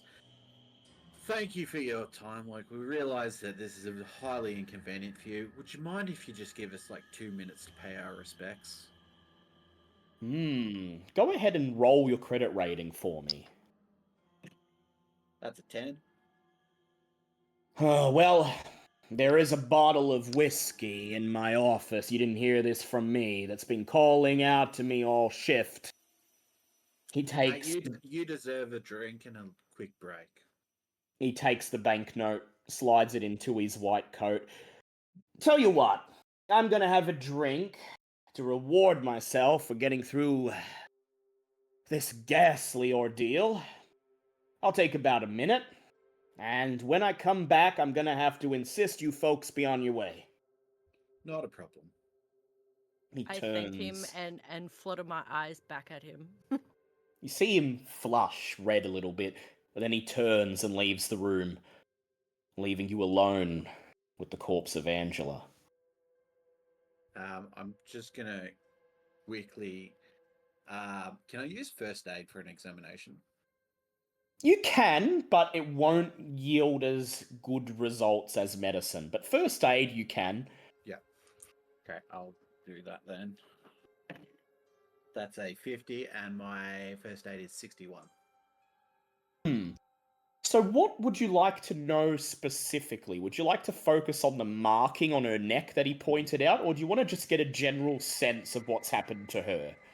I'm just gonna have a quick look at all the cuts and abrasions. Then I guess I'll leave the mark on the back of her neck for Florence to have a look at. Yeah. So you do notice that the cuts and the bruises seem consistent with what Dr. Peterson told you. The strange thing is that there are no defensive wounds of any kind, meaning that whatever inflicted these wounds, be it jagged rocks at the bottom of a waterfall or someone or something attacking her, she was either helpless or unwilling to defend herself when the wounds happened. I think I don't think she was actually would have been able to be in control of her body, because even instinctually you'll go to defend yourself. So If she was indeed alive when she fell in the water, she would struggle, and yet there is no sign of any struggle. It just seems like these wounds are just, if she fell in the water, she smashed against the rocks. even if she, like, the point I'm trying to make is, even if she jumped and tried to commit suicide, she would have had defensive marks out of sheer reaction rather than nothing. Exactly. A very good observation. Then, Florence, you kneel down and you begin to examine that little marking on the neck, that little red pinprick. You don't have a lot of time, so you're going to have to decide what you're interested in. Do you want to see if you can find evidence that this indicates she was part of a ritual, or do you want to try to figure out from a medical perspective what this is? I want to know if she was part of a ritual or if I would know anything supernatural about this mark. Go ahead and make an occult check for me. That is a 30. Occult is 90. So the location doesn't seem significant to you, other than the fact that it's on her neck. And you're not a doctor, so you're not really able to tell whether this is indeed a needle mark, but you do detect a faint scent of something sickly sweet and earthy emanating from the corpse. And as you lean closer, you realize that there is some substance around the edge of the little pinprick. Her skin there is slightly discolored. There is some sort of paste or powder, just a little bit there, enough for you to scrape it off with the tip of your finger if you'd like to. Yes. Scrape it off, sniff it. Lick it. You're not game enough to taste it, I don't No. think. But based on the smell, it reminds you of a certain herb that sometimes is used as part of a vision quest, and a hallucinogen. And it suddenly seems not that far-fetched to you that Angela was perhaps drugged at the time of her death. If it's the Okay. particular compound you think it is, usually it would be used to allow someone to communicate with spirits or to open their mind for the receipt of divine knowledge. Just gonna say, just before the coroner comes back in, I tap her and make it look like we're head down having a prayer. Is there anything else you'd like to look for? You hear the coroner's footsteps in the hallway beyond the door as he starts to return.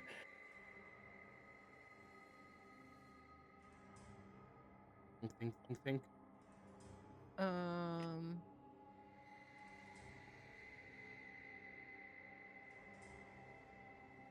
I can't really think of what else to ask for or look for. You've got a lot to go on, you tell yourself. As the door opens and Dr. Peterson steps out, and without wasting any time, he leads you from the morgue back to the reception hall, smiles and profusely thanks you, and then with the new radio clutched under his arm, disappears back into the morgue, pulling the door shut behind him. And then Teve and Florence depart, stepping once more out into the bleak, grey afternoon light. And we cross to the other side. Edna, what do you drive? Do you have your own car? You seem like you'd be Yes. rich enough to have one. Oh yes, I had it imported over. Or actually, did I have it? But I can't remember. A Bentley all the way from England. Much better than these large, garish, loud American cars. Oh yeah. Crossing the parking lot of Haynes College, when you see Blake cresting the rise of the next hill, making his way down towards you, and you realize that everyone else must have already set off, leaving Blake to travel with you. Blake, this is the first time you've seen her car. And her in daylight as well. And her in daylight. And you see, finally, the real Edna, the one that isn't covered in swamp juice and muck, the one whose hair and clothing isn't in disarray. You finally see this rich socialite woman standing in front of what is very clearly a car that you would never be able to afford. And as she sees you approach, she just waves and says, "Hey, you need a lift?" Come on, jump in. I'll get us there in no time. Thank you very much, Edna. I'll greatly appreciate that. All right, let's go. Blah! And and I drive like all ladies of my time, foot flat. Uh, There's only two ways. It's dead stop or just Or black. go.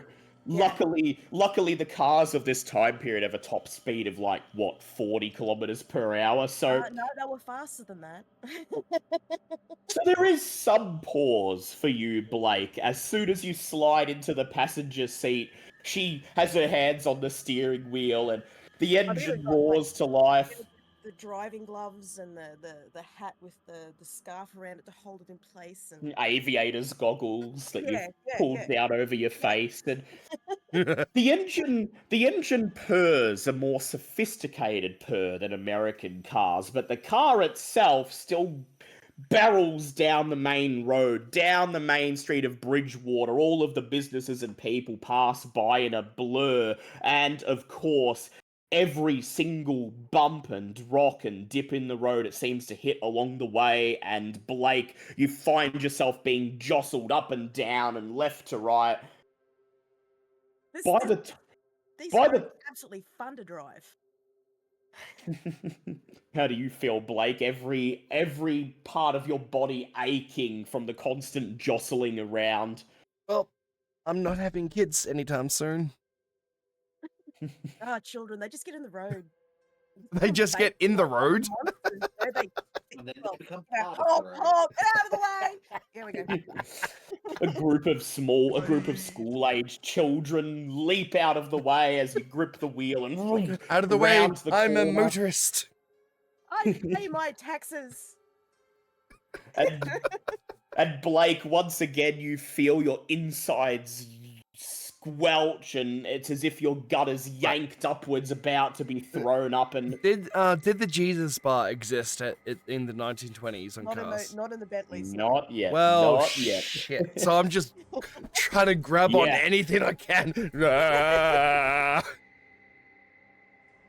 The car carries you out into the outlying farms, what would in the future become the suburbs, and by the time it comes to a stop in front of the Lawrence family home on Forest Street in West Bridgewater,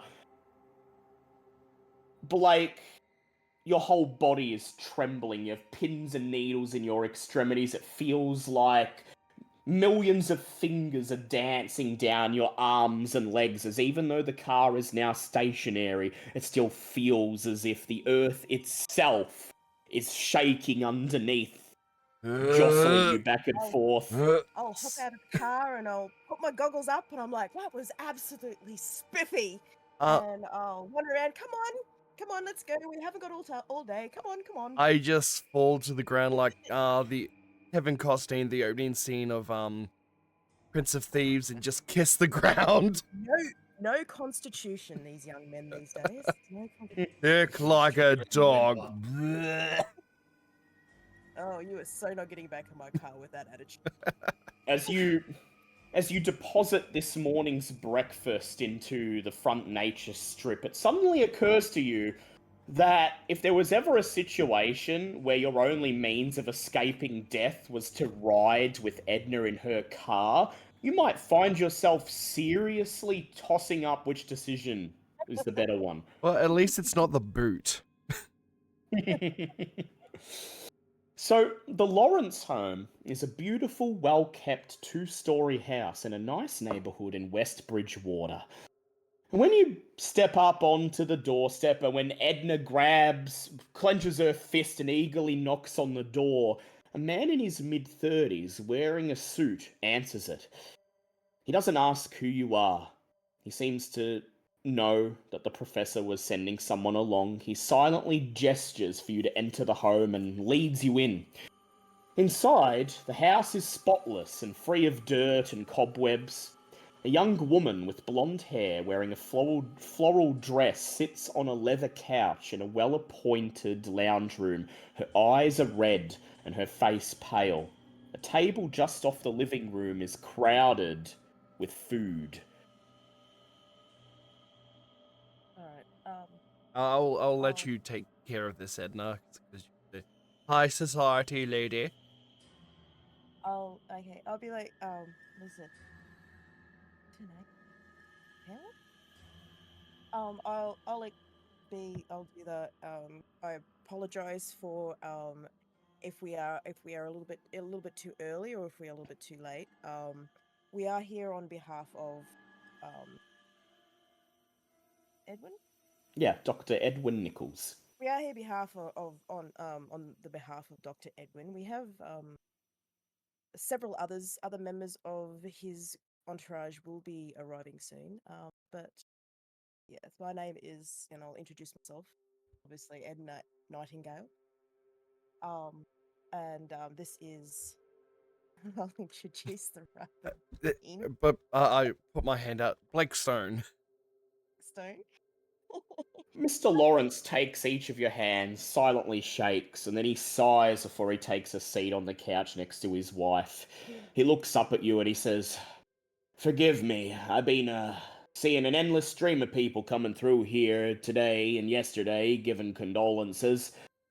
So I apologize that we're not as hospitable as we should be. What I don't understand is what Dr. Nichols thinks your presence here is going to accomplish, because the police have already completed their investigation, and of course they ruled that our daughter's death was a suicide." At this point, his wife immediately, her eyes go wide. She stares daggers at him, jumps up off the couch, and her face red, says through gritted teeth, "Our daughter did not take her own life, John. You didn't notice her or how she changed. Something possessed her. Mark my words." And then she turns to face the two of you and she says, "If the professor sent you down here, then he knows something strange is happening, and I want to get to the bottom of it for the sake of my daughter. Please, ask your questions, and my husband and I will do whatever we can to help." Right. Well, I'll obviously offer my condolences in this time, and I will apologize for any questions that I may ask that you may take offense to. But these are the questions that we have to ask. And we all know that police don't necessarily like doing a lot of paperwork, so they like to wrap up the situations as quickly as possible, and a lot of time they overlook. So we're here to make sure that they are held accountable for if there has been any misdiagnosis. Say? And The word I fully intend to help you find whatever evidence you need to prove that is indeed the case, says Pamela. Beside her, John sighs. "Well, so long as you don't take too long. We've had a lot of people through here today, and, well, the two of us, we'd just like some quiet time to reflect and try to move on." Well, I would say to Blake, I'll leave you with the Mr. Mr. Lawrence. If I could trouble Mrs. Lawrence to come and at least show me where her daughter's room, and that way we can. I was gonna be like, I was gonna take a look at the room. I sort of want to, I'm a good person at finding things. because I kind of want to get Mrs. Lawrence away from Mr. Lawrence. Okay. I'll sit. Well then, I'll sit Mr. Lawrence down and we'll have a cup of insanity. All right, okay, you can discuss that, but I'll ask Mrs. Lawrence. Perhaps. if you want to see Angela's room, John could take you, she says. And John stands up and he looks at you, Blake, and he says, he shrugs. "Follow me." Let's go. And then once they're out of the room, Edna, you see Pamela's disposition shift ever so slightly. If her face is covered in stress lines, you see one of them melt away. She takes in the sight of all the plates of food laid out on the table, and she sighs, and she says, "Your aunt's apple pie's on that plate over there, and still the best pie I ever had in my life, but, well, Everyone in the neighborhood's been nice, of course. I don't think we'll have to worry for food for the next 2 weeks, but, well, I haven't quite been in the mood, as you'd understand. That's fully understand. And I'll do you mind if I sit? She gestures towards the couch. Please, and help yourself to any of the food if you like. Probably better that you do, I don't think. John or I will be eating much of it. After that car ride, no. Sorry. I'll be like, I don't mean to like fully go into it, but like, could you tell me a little bit about your daughter, like what she was before? You said that she started to change, so like, what she was before she started to change, like what Uh, she did. Imagine about the most normal little girl you ever could, and that'd be our Angela. She didn't have any strange interests, didn't have any bad friends. Her best friend, Sally, actually lives next door. She gestures with her thumb over her shoulder, and you can see the frame of a slightly less well kept house through the window. She, well, she wanted to grow up and look after animals, is what she wanted to do, and then about 2 weeks ago, it all changed. She became depressed and upset, and she had no boyfriends and only had Sally as a friend, but a girl at her age shouldn't be concerned with boyfriends. I didn't think anything was wrong. She spent all her time with Sally. She never complained, didn't say she was lonely or that anyone was bullying her. She just suddenly started to become non-responsive.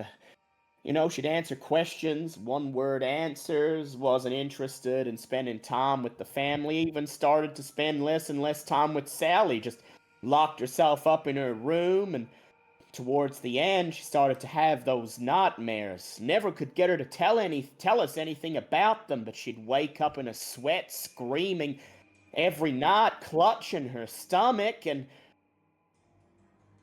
then, well, we had arrangements. We was going to take her up to Arkham, see if we could get her to speak to a doctor, and then, for the first time, she trails off and lets out a sob, and then it happened, you know, without warning.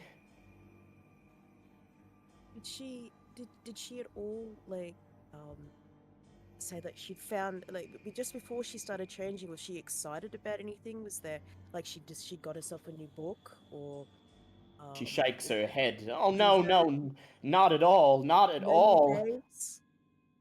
She No, was, no. well, she was, well, whatever nightmares she was having, that was obviously taking up most of the stuff she thought about. She started asking for these books to be checked out of the library, things about the old Indians that used to live here and things they used to do in the swamp and all these ghastly, bizarre rituals and things. I saw her reading one of them, and then John took the book and he threw it straight in the fire. He did. Do you know the names? Remember the name of the books that she was researching or she was wanting? She screws up her face. I don't know. She's Something about something about the swamp spirit, joining the swamp spirit, something about she presses a finger to her temple, willing the name to come to her. The Woampanoag. The Woampanoag tribe, that's it. She was borrowing out these history books and things with diagrams in it, and John burnt it all. all right. And she got these books from the library. Down at the college, yeah. All right. Okay. Well, I'll make note of that. So when exactly did she start start changing? How long ago into like did she start changing to when this unfortunate 2 weeks ago, and it was like someone flicked a switch, she says. One day she's her normal self, happy-go-lucky little girl with not a care in the world. That very night she's screaming and she's shouting, "Mommy, Daddy, they're in my stomach. They're gonna get me. They're gonna come out." And then from that point onwards, one word answers, locked up in her room. Be lucky if we could get her to look at us. Has Sally been able to say anything? Has she been showing any strange behavior as well? We tried. Sally's parents, well, they don't want their daughter being exposed to any of this, so we haven't had a chance to speak to Sally herself, but as far as I'm aware, she seems to be perfectly normal. So there's no other friends that she had at school. No other like his. She shrugs. Maybe she was lonely, but she never talked about it. Does she have a But nanny at all? no. John works and I'm here throughout most of the day. I used to write articles down the local paper, but, since Sally came along, I haven't had much time to do anything other than, well, I raised my daughter, you see, and she sobs again. She was my everything, and now she's been taken away. Was there any other family that members that she was close to, or Well, there's me, her father. We were never lucky enough to give her siblings, and, well, the rest of our relations are up in Arkham and Boston, and she wouldn't have met him enough times to have any connection with any of them. I think maybe she may have sent a Christmas card once or twice.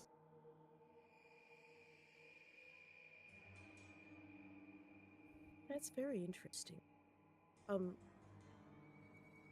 I say, what did she do that day? The day that she disappeared. Did she like was going to school, or was she? Did she? What did she do that day? That the day that this you realized that she was not there, like she was missing. I took her to school. I woke her up that day, said it was time to get ready, and she was fidgeting. She was restless. Said that she needed to go to the bridge and then to the tree.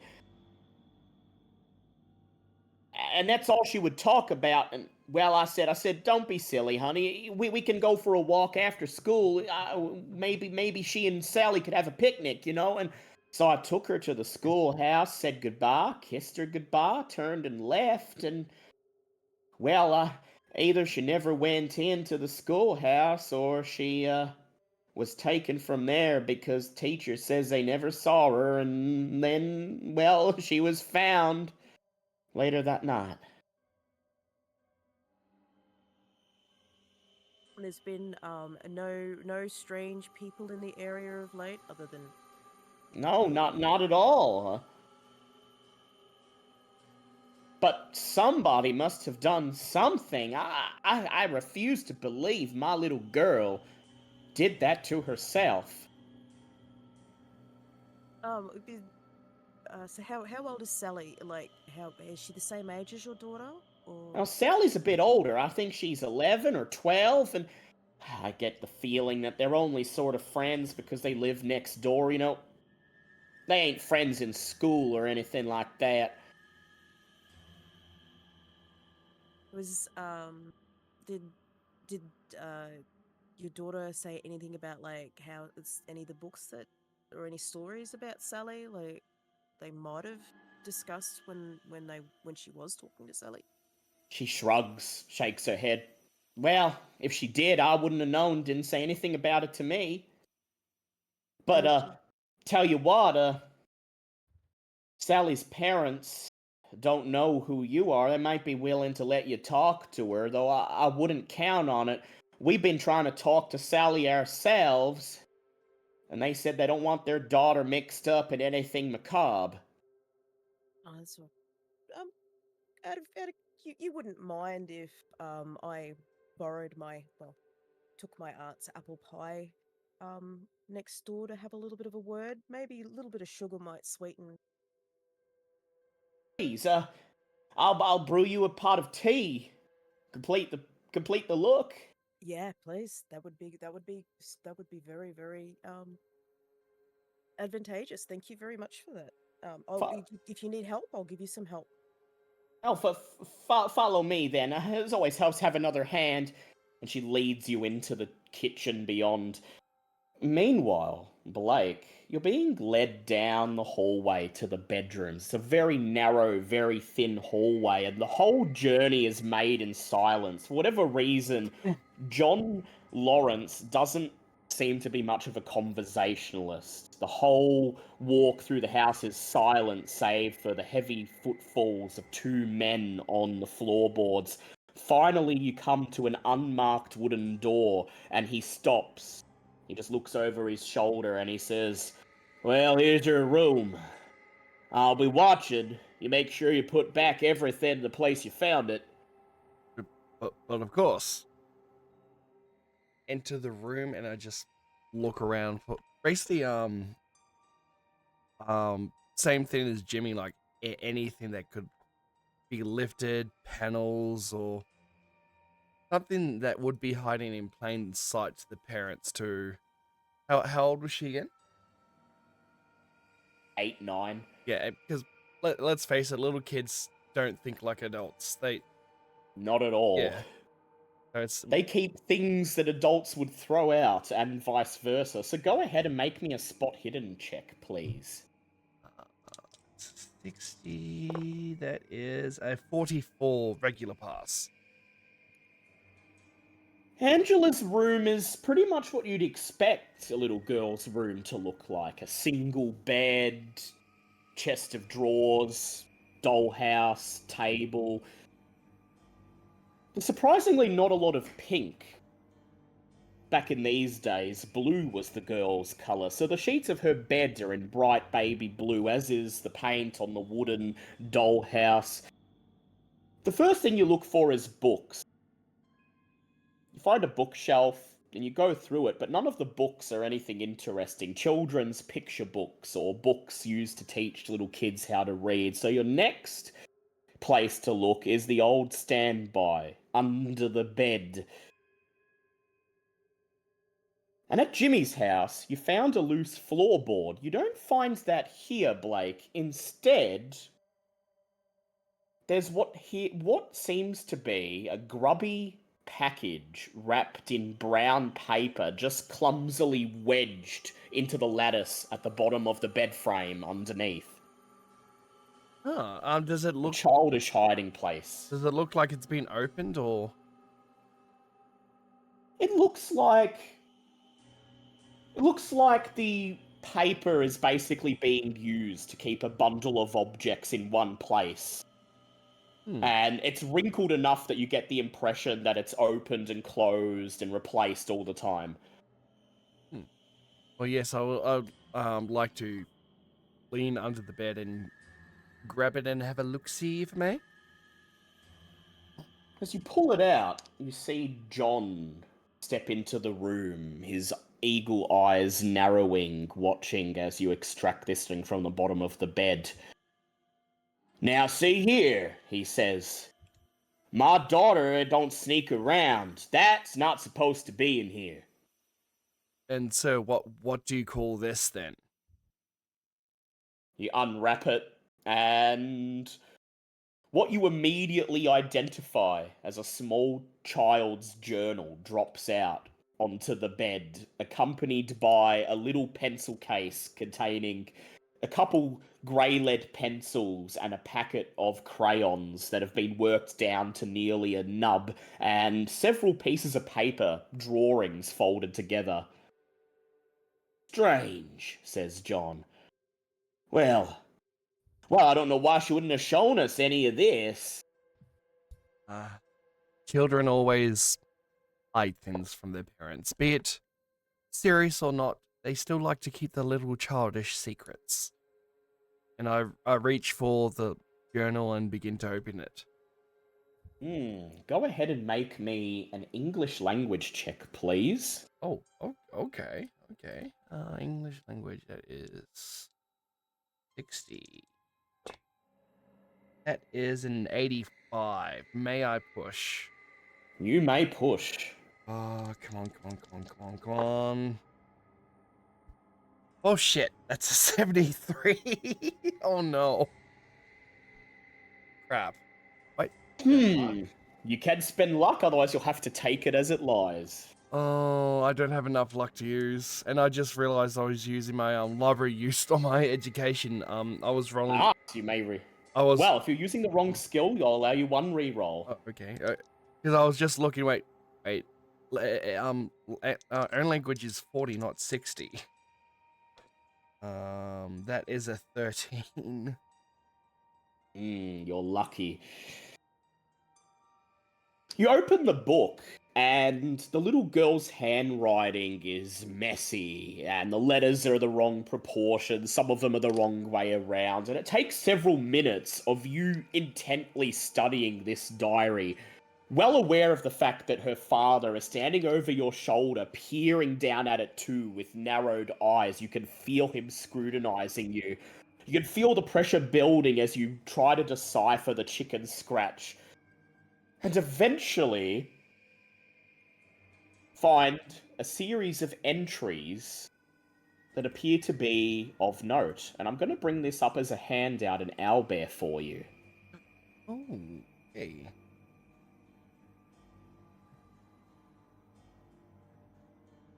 The first of the entries is dated October 7th. It says, Sally and I went to Comfort Bridge and the Solitude Stone today. I have wanted to visit since I heard about it. Walk in future days, love not him with the beauty that he wooed. So lovely. October 8th. I can't get the stone out of my head. Even the fact that beauty was misspelled with the A left out and added in as an afterthought, but the true beauty was in the imperfection of the stone. Could there even be beauty without imperfection? October 9th. Strange dreams haunt me. They are calling me. I find myself getting out of bed and getting downstairs before I wake. Someone was at the door waiting for me. When I looked out my window, he was there. October 10th. The servant returned. Not aware why I think of it as a servant. Who is it serving? It's a white, gaunt, but it is wanting me to go with him. I feel a desire to go that is hard to explain. October 11th. The servant was back tonight, but this time there were three. My mind is screaming inside my head to run, to hide, to tell someone, but I can't. My heart feels at peace with them. I am torn. October 12th. The servants have returned, and in my vision, I go down to them. They grab at me. I try and scream, but I cannot. Why? Because I know I would never stop. And that's the final entry in the diary. I'm just trying to think like a stone. I just looked to the father and would you mind if I took this to show my colleague? Well, that's Angela's diary. Could help us. Go ahead and make me a persuade check. Okay, what is my weight is good. No, it's base 10% shit.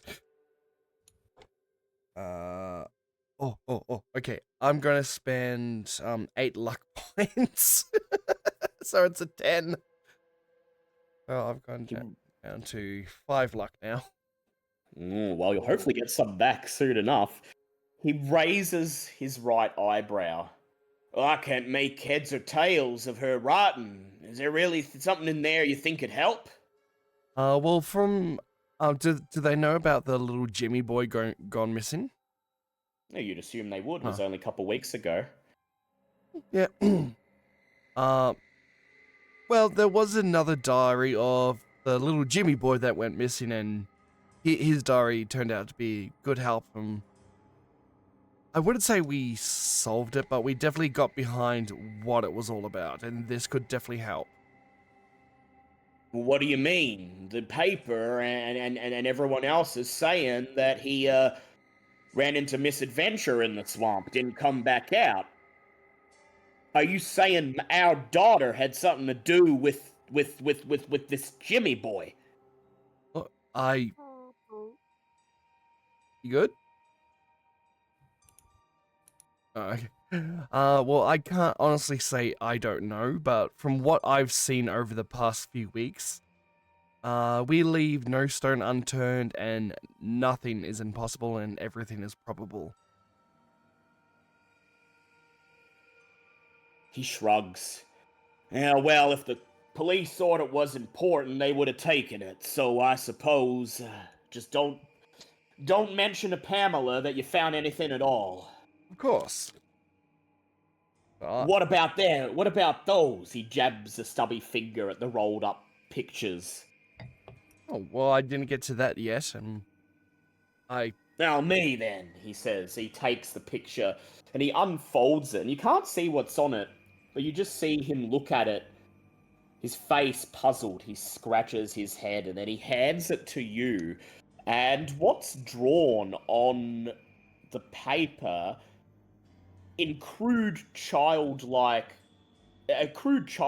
image drawn in crayon and grey lead with ill-defined proportions and limbs is what appears to be a long-haired man wearing a Native American garb, a long flowing feather headdress. There's nothing sinister about him, just that even through this childlike facsimile, you can tell that he stands out. He's out of place. how sorry, a bit of heartburn. Oh. How long ago did Angela draw this? He shrugs. I don't know. Could be within the last 2 weeks. I got no idea why she was keeping it with that diary, but I can tell you, we don't have folks like that around here. She must have seen a picture at school or something. Well, there goes my second question. That was actually going to be where would she seen a person like this? Huh. Um, how like I know it's an 8-year-old drawing, but is there any distinctive features in the drawing? You never know, there could be.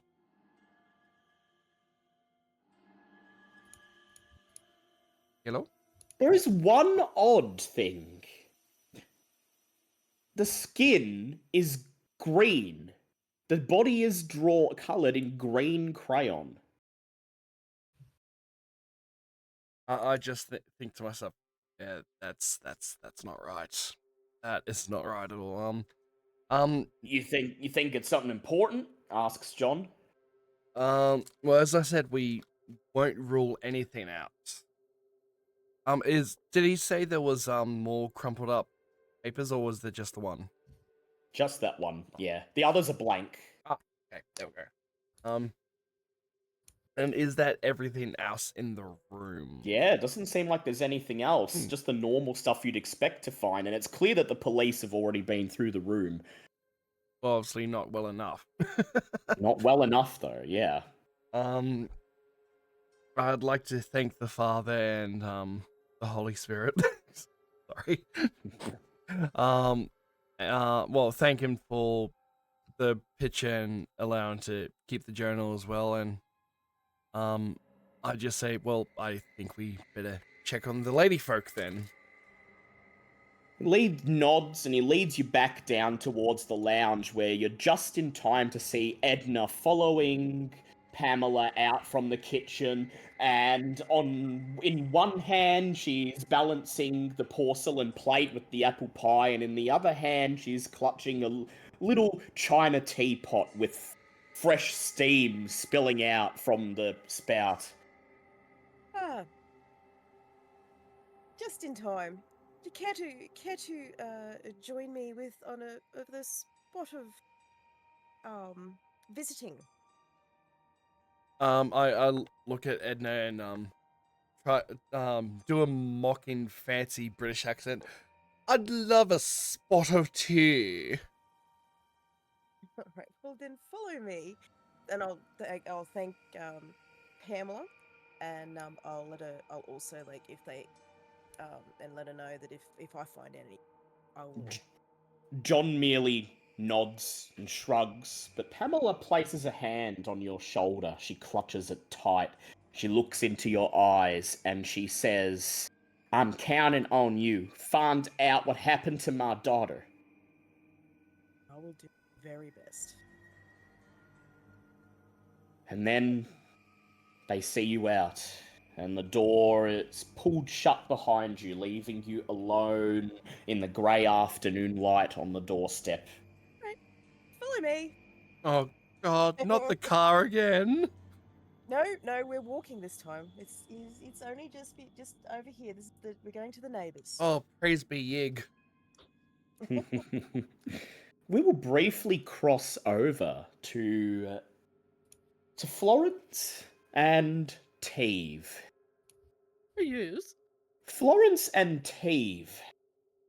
Stepping out of the coroner's office feels like being born.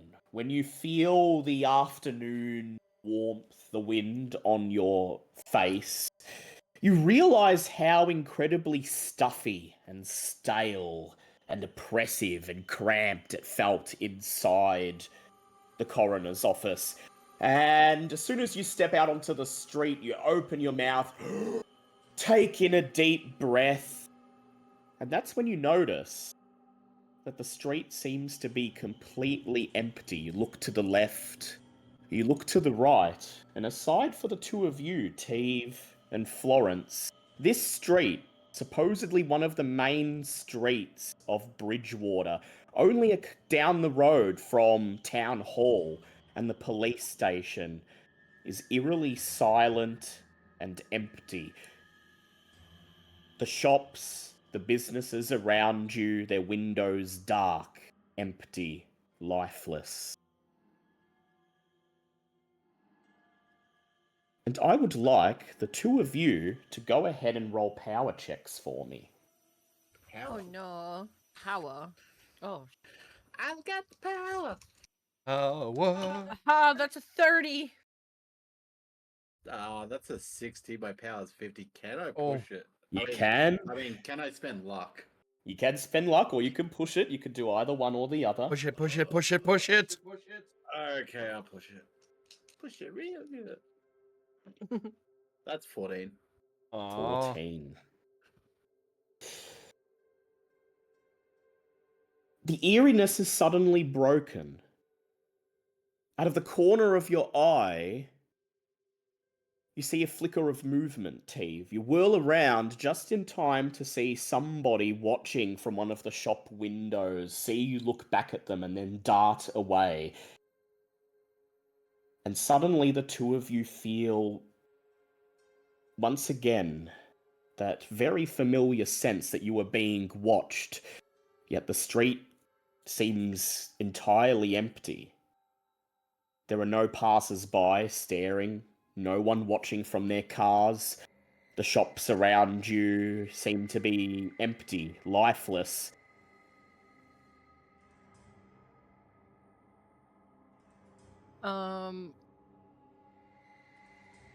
Okay. You get the Can we do heebie-jeebies? can we do like a natural world check and see if there's something supernatural about this? Natural world might not apply, but if you want, you could do an occult or a Cthulhu mythos if you want to see if you're suspecting this is supernatural. Otherwise, you could try to look around, see who's watching, or you could simply ignore it if you want. Head out to your next destination. Would spot hidden help? You can try, but I'll be asking for a hard spot hidden. Okay. Because you're not out in the wilderness here, My Teve. god, I rolled 2 stars. Oh, nice. Ooh, the best possible. Okay, cool. I won't roll then. Are you sure? Because you might... Do it. Okay, I'll roll for my spot hidden. That's a 4. And my spot hidden's 50. So that is a extreme. Extreme pass. Yeah. As the two of you make your way down the quiet street towards where the car is parked, you stop a couple of times. You stare into the vacant shop fronts, into the dark windows, into the nooks and crannies and corners, trying to see who's watching you. You poke your head into a couple of the shops to see a bored-looking shopkeeper look up at you from a newspaper or a magazine or the cash register, clearly not aware that you're even present until you get their attention. It seems to be just an ordinary country town street at a lull in the day, until once again the two of you catch a flicker of movement in your eye. You whirl around and find yourself staring down a dirt road that leads away from the main street. It winds between two ramshackle buildings, and just beyond that you can see it, the ever-present, always watching gnarled, twisted tree line of the Hockomock Swamp. And that is where something is watching you from. You see a figure standing there in the tree line. Are you my mummy? Oh, fuck Oh, off. oh my god. I was just about to say. It's a child's figure. Oh, Or at oh least my it god. seems to be. A young boy or a young girl. They're far enough away, sheltered in the shade of the overhanging trees, and they're still down a dirt road beyond that. You can't make out what gender they are, can't make out the features of their face, but there is a child standing there in the tree line watching you, wearing a long, flowing, feathered Indian headdress. Ooh. He One of sees these you. things is not like the other. He sees you, and he stands motionless, silent. What do you do? Fuck off, you spooky ghost.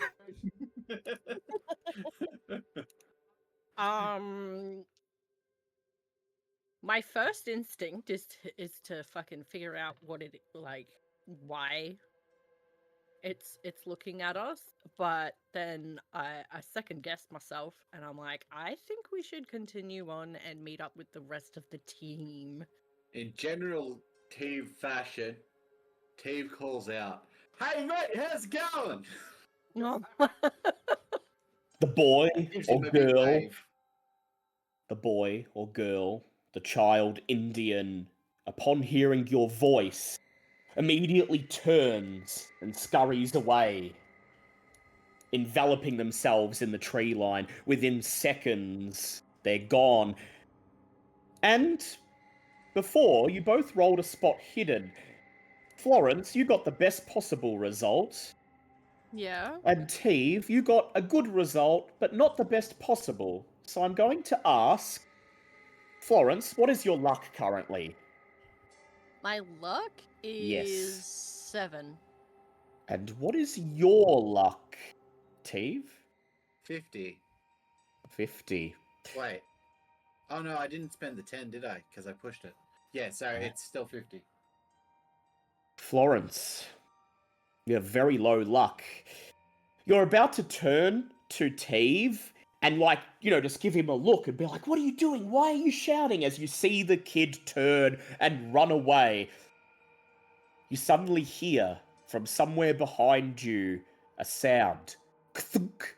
And then there is a sharp stabbing pain in the back of your neck. Oh, fuck.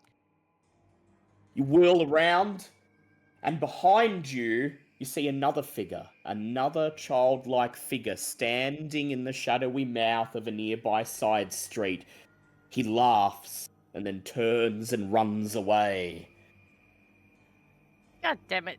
Teve, Florence is standing next to you, and sticking out of the back of her neck is a long, gnarled, twisted green thorn, easily the length of your thumb.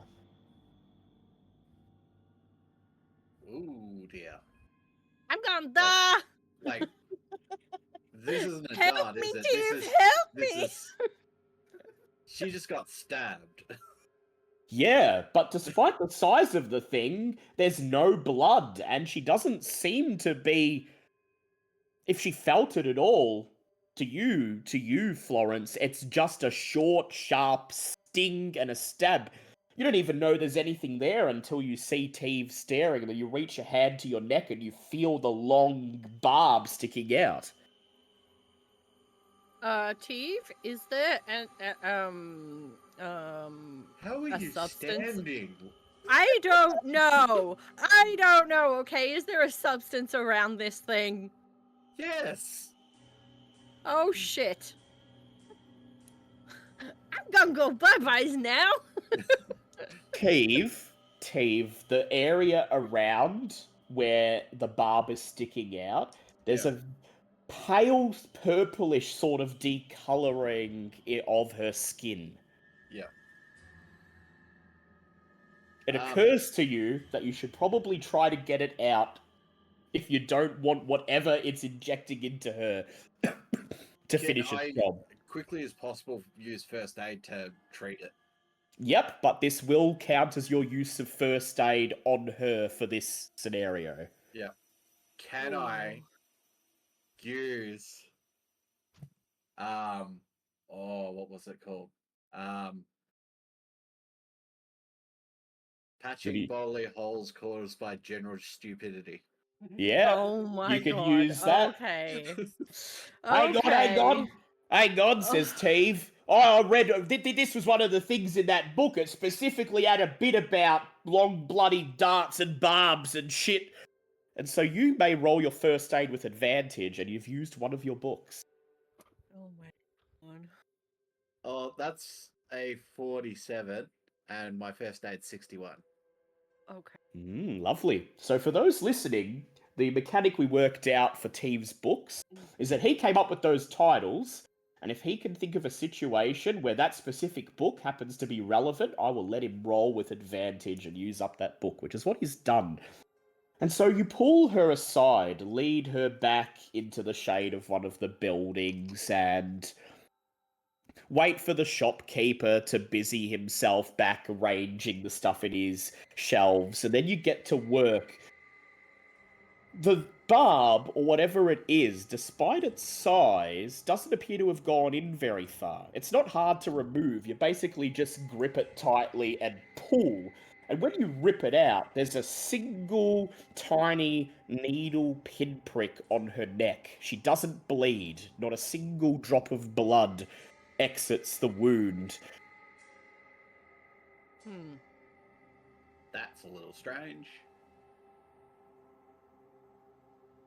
However, by pulling it out quickly enough and scrubbing away the strange substance that seems to be dripping off it and pooling around the wound, you think you got to it fast enough before whatever it was injecting would have done the bulk of its work, though you're not 100% confident that you got it all.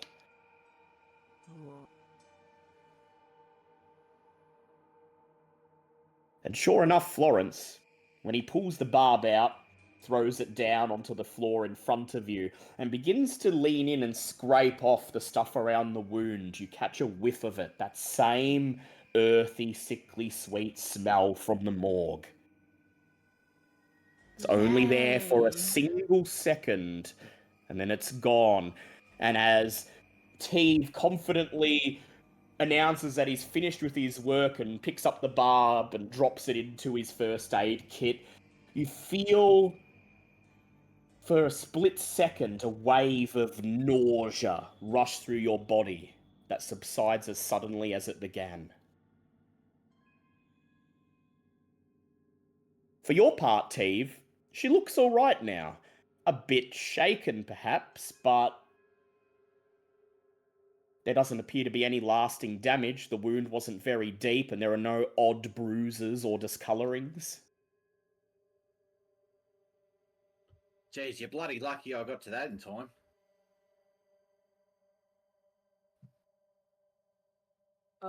I wouldn't count ourselves lucky just yet. Well, you're luckier than if I left it in there. If this substance has reached my bloodstream, we may be encountering something weird very, very soon. Oh dear. Perhaps it's time to reconvene with the others, you think. I think Yeah. that's a fantastic idea.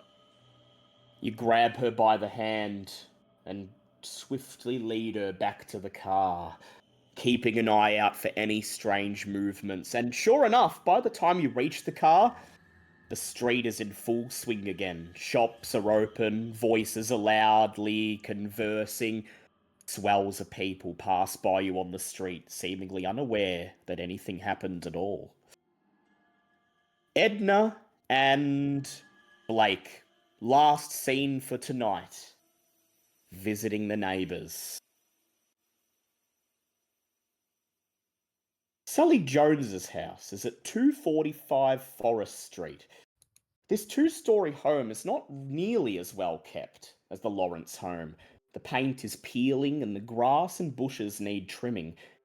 The front door creaks as it opens, as the man of the house leads you inside, and he leads you down a hallway littered with box and stacks of newspapers that can be seen piled all around. He finally leads you into a little sitting room. There's barely enough room to stand for yet more piles of books and cardboard boxes and newspapers. A lady with a broad, round face and mousy-coloured hair looks up from the table, seeing you standing with her husband. "Oh, hello there! How can I help you today?" she asks, her eyes widening as she sees the plate of food and the pot of tea in Edna's hands. Hi, how are you going? I am Edna Nightingale. You would probably know my great aunt. Nightingale! Oh, you mean the landlady down at the boarding house? Yes, that is my great aunt. I am Oh, currently I've had the pleasure of trying her American pie. It's delectable. well, I am just so happen to have some of her award-winning apple pie right here with me. Oh, And I come bringing a pot of tea, freshly brewed as well. she exchanges a look with her husband, and then he says, "Well, I confess, we weren't expecting a visitor today of all days, especially not someone from the Nightingale family. I confess, I'm confused. What's the occasion?" Well, there has been a little bit of a concern to do with young Angela. And as at I myself, when I was a small child, I lost my best friend, and no one came to check on me. And I heard that young Sally was Angela's best friend, and out of my experience, just a simple a person coming to just have a chat with her, um, would probably make all the difference. Both of Would it their be yeah, possible to chat with her? both of their faces darken as you mention Angela's name, and then they exchange glances, and frowning, the father leans forwards and he says, "Right, I remember now. Lawrence family and your aunt. Yeah. So you were paying your condolences to the Lawrences just now, weren't you?" Oh yes.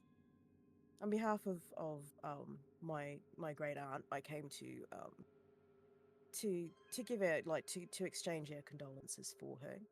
Well, look, we don't think it's very healthy for Sally to see grieving parents. But I suppose you could talk to her. Certainly, when she sees there's a steaming slice of apple pie waiting for her, she'll be happy to talk. But I must ask you to please refrain, stay away from topics that might cause her upset. Oh, hopefully, I will assure them that I will do my very best to not upset her. I just would like to have a talk to her and find, to see, make sure she's okay, and like that, yeah, that sort of. He nods to his wife, and she stands up. And she takes the plate and the pot of tea, and she says, "Please, please, make yourselves comfortable. I'll portion out a slice and a drink for everybody. How do you take your tea? She gets it from everybody. Oh, 2 lumps. 2 lumps, okay. Oh, and Mister, she gets your attention, Blake. I'm sorry, we haven't had the pleasure of making each other's acquaintance yet. I'm Deirdre Jones. This is my husband, Nathan Jones. And, well, we know who Miss Nightingale is. Am I to assume you're another friend of the Lawrence family? I just lean into Edna and try to whisper.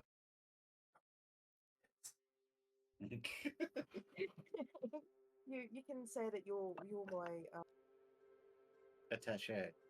yeah, something like that. Uh, uh, my I'm escorting. Enough. Go ahead. I'm escorting Edna over here. The name's Stone, Blake Stone. The husband takes your hand, shakes it, exchanges a look with his wife, and she shrugs and she says, well, you know, these city people, they have bodyguards and the like. Sure, make yourselves comfortable. I'll be back with some pie and some tea in a moment, and Nathan here will get Sally for you. She leaves the room, and Nathan nods. He says, you just sit tight. And then he steps out of the room. You hear him calling for her. Sally! Sally, here, come here, gal. Some people here to talk to you. No, I don't think they're policemen. Why would the policemen want to speak to... He shrugs as he steps back into the room with Sally, a young child of 11 or 12 with red hair and freckles trailing behind him. Oh, well, here they are, Sal. So, this is Miss Nightingale and her friend, Mr. Stone, and they just have some questions for you. It's about Angela. Sally's face immediately lights up, her eyes widen, and she stifles a gasp with her hand. It's about Angela. Have you found what made her what? She trails off as she drops into one of the chairs. Huh? oh, sorry. Hey, darling. Unfortunately, not yet. We were hoping that maybe you could tell us if you know, like what Angela may have been reading, or any new games that she wanted to play. We're just trying to get down to like, we know that you were her best friend, and I'm pretty certain she told you a lot of secrets. But we're not going to, like, we don't want to know all the secrets. We just want to know things that will at least help ease her mother's mind as to, like, what happened. If there's anything that you feel that you can tell us, darling, it'd be absolutely wonderful.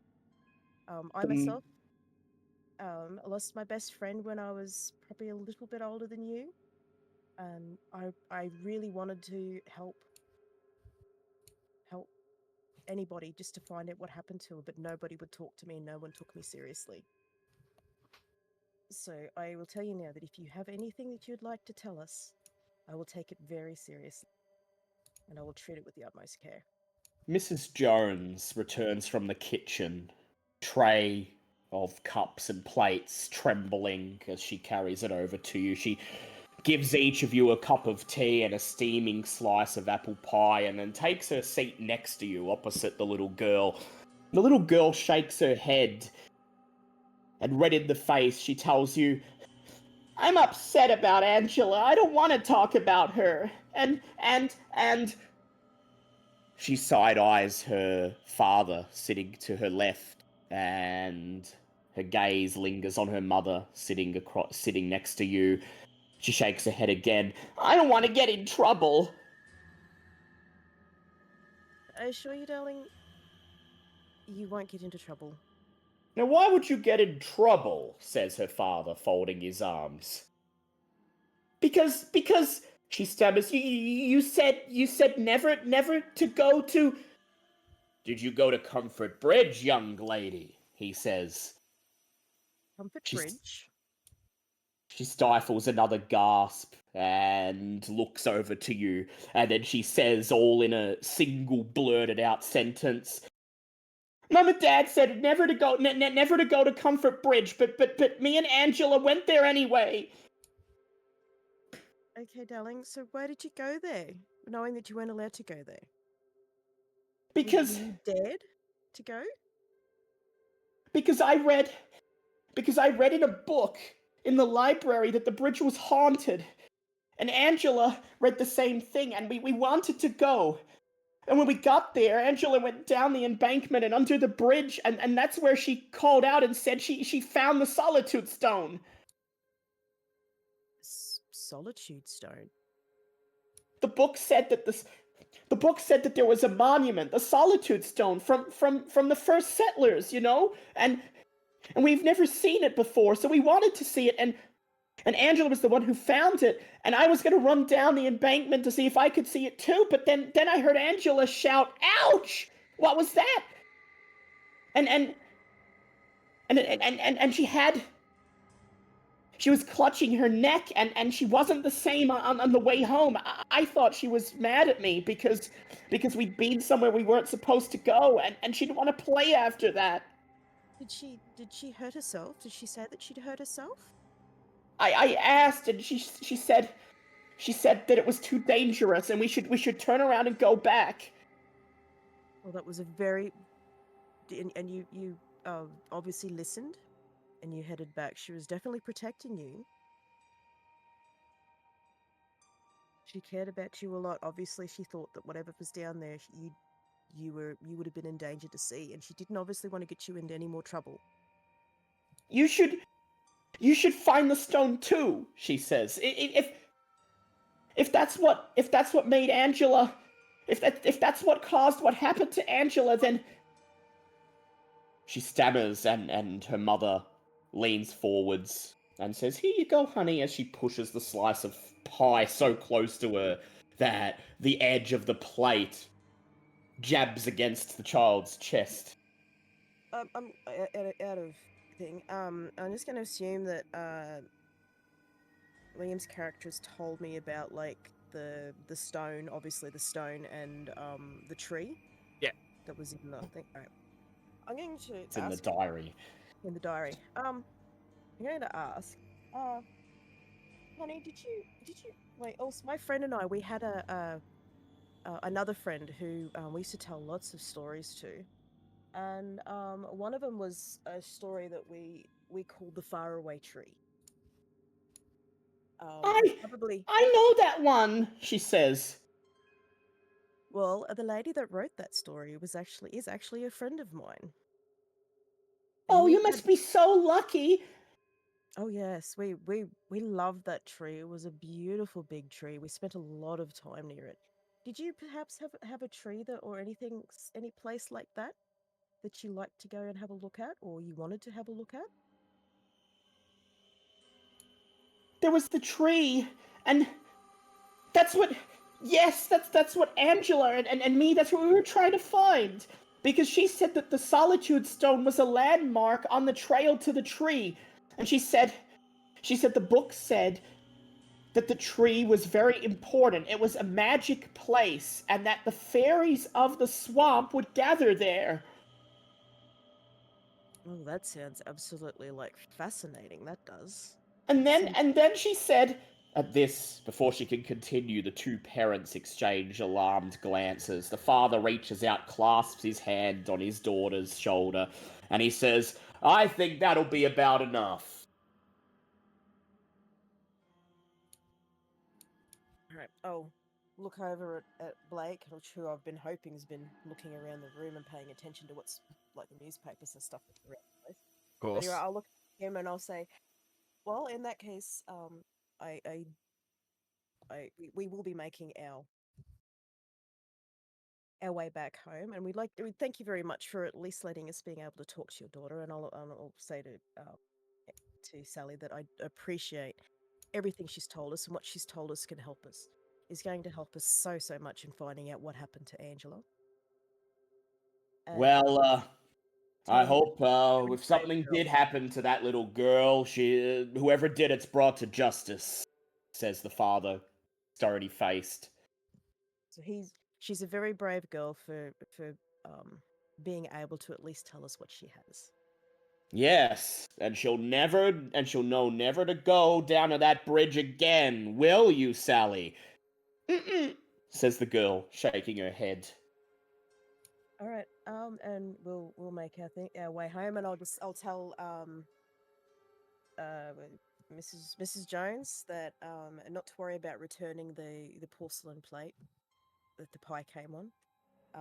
That is she's more than what she can take that plate if she'd like to keep it. She nods in thanks, and then she begins to lead you and Blake back towards the front door. And Blake, while everyone was talking, no one was really paying much attention to you. So, is there anything in particular that you wanted to try and see if you could catch a glimpse of? Well, since everyone was mainly paying attention to Edna and like, am I sort of still in the back? Yeah, you would have had enough time to maybe get up and make it look as if you were refilling your tea, and have a glance at one of the newspapers or anything else you'd like to do. But you only have enough time to do one thing. Oh, one thing.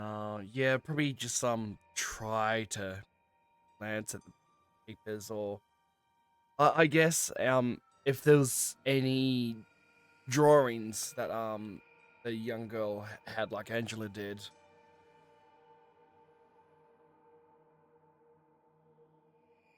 Go ahead and make me a library use check. Library. Because the house is filled with stacks of books and newspapers. It'd be quick for you to catalog them in your mind and see what doesn't fit. All right, library use. That is a 45 out of 60. 45 out of 60. You can't help but notice, and you don't want to at any time cross a line and get up and actually grab anything and have a look. But while Edna talks to them, and then while they're leading you back through the house and you're passing back through the hallway, past all the stacks of newspapers, you notice that all of the newspapers and the titles of the books that are laying out and around this house all seem to follow a common theme. They all seem to be stories and articles concerning the Wampanoag tribe, which is, of course, the tribe of Native Americans who who are the original owners of this land. They're all articles about what happened to the tribe after they left this land, or treatises about their customs, or opinionated political articles about making reparations with them, giving their land back to them, and decrying the state they're currently in, where they've been corralled into a reservation, a tiny township hours away from here, where they're forced to live. All right. Since I wouldn't be able to have time to read an article, are there any headlines that would jump out? There is one. It's at the top of one of the piles on the doorway just outside the lounge room. A grainy black and white photo of a man in a long flowing feathered headdress. And the headline reads, "The war begins again," says Shaman. You're able to catch, with what you rolled on your check, you're even able to catch the first couple words of the first paragraph. And it says, "A tribal shaman, identifying himself as a member of the Wampanoag tribe, has warned the citizens of Bridgewater that an ancestral battle between his people and the descendants of the colonial settlers is due to begin, as written in a tribal prophecy." The prophecy allegedly reads, "And when the moon has revolved the earth once each for the lives crushed under the heel of the white menace, then the Lord Mikote shall wake and accrue his army. I'm just thinking to myself, I've got to get time to go to the library. Hey, you interested in the Noag? Says the husband, watching you linger in front of the front door for a moment, reading the article. Well, I just adjust my glasses. Well, I was a library accountant, so I'm very interested in history and learning more about our great nation. Well, I'm surprised you, recognize the name at all.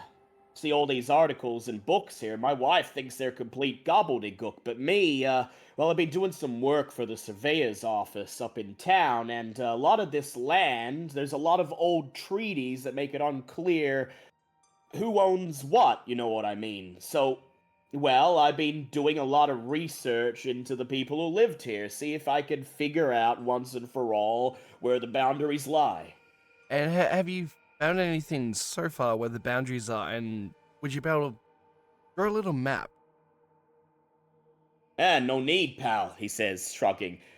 Based on what I read, everything in this town and most of the Hockamock was theirs, only legally. Now they've all been stuck in that township, Mashpee, up north of here. That's their land now, but, well, tribal law would suggest that this swamp and this town, this land on which we're standing now, would still belong to the native people. But, well, what is this? This is the 1920s after all. In this modern age, I'm sure it'll all be dealt with in a court of law eventually. Oh, I just look at him and I give him a sly chuckle and just like the law, like sort of being a playful like um lawyers. Am I right? He rolls his eyes. Well, whatever you're looking into, best of luck.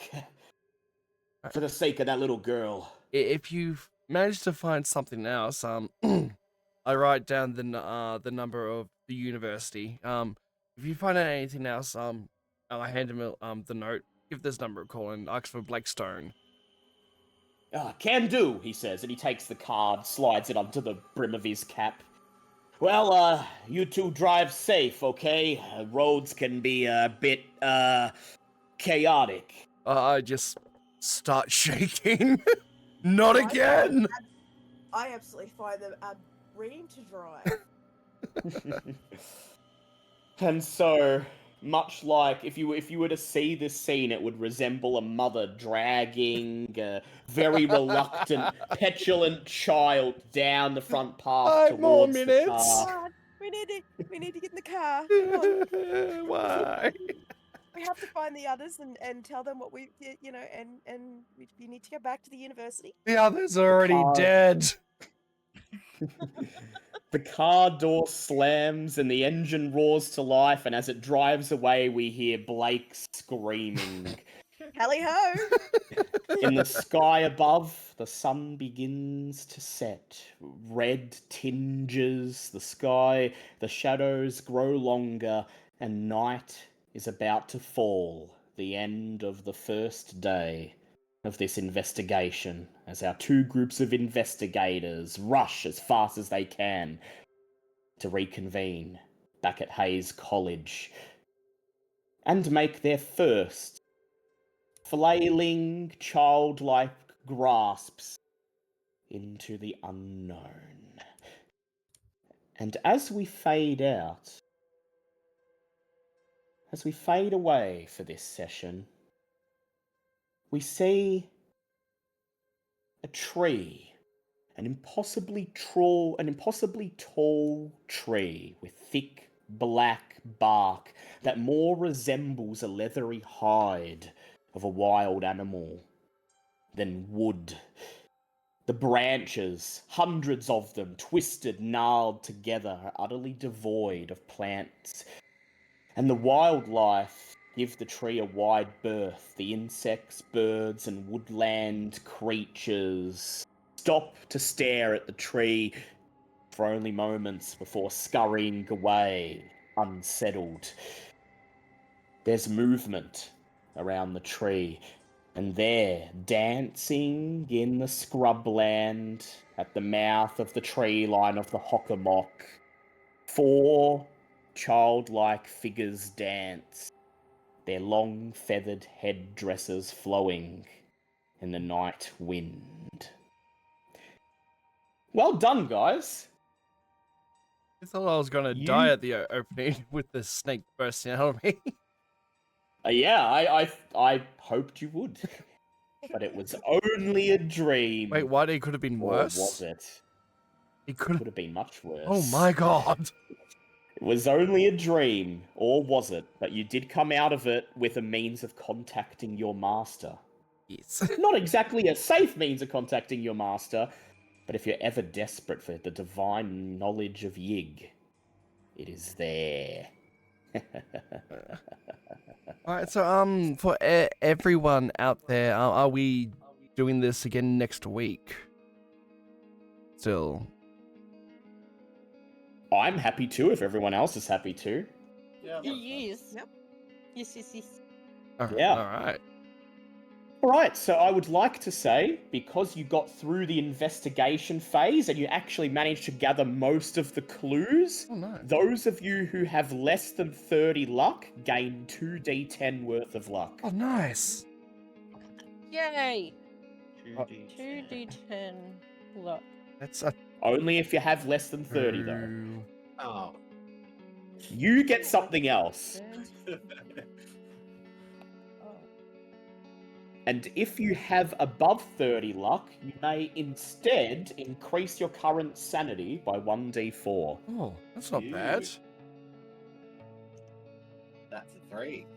That brings me back up to a nice stable 50. If you have 30, you can bring it back up 3.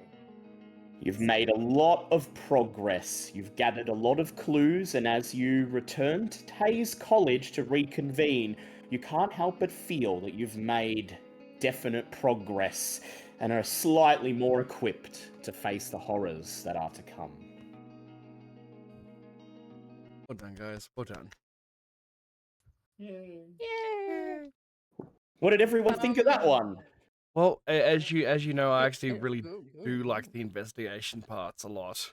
Yeah, I always get this impression that people don't like the investigation parts, like that they think they're boring, but that's not the case. People like the investigation parts. They just a lot of the time can't think of what to say. Yeah. It's Yeah. too dice rolly. Yeah. So I generally try to like prod you and guide you a bit in the investigation-y parts, just so that you like never reach a point where you're like, oh, what do we do now? The other thing I like about this game is you can call on outside knowledge to help you. You can, yes. Which Because is it is why- our world, even though it's 100 years ago, it's Yeah. still our world, and well, I mean, Absolutely. you know, our world if the Cthulhu mythos existed. Including a little bit of Enid Blyton in there. Like, Yeah, exactly. I liked that actually. I just didn't want to name drop her because I don't want any copyright problems or anything, but I Too did. late. Yeah, Too and- late. too late. I know. Oh well, there are things that could be edited Oh. in post, but it's good. I actually haven't uploaded any of the episodes of this yet. I'm gonna wait till we're finished, and I'm gonna edit all into one long thing. I reckon. Speaking of editing, I can't wait to upload the clip of Steve and Florence encountering the small child. Yes, the small child. That was perfect sound effect at the perfect time. All I can hear is decoy. I'm gonna die. But I have made a note.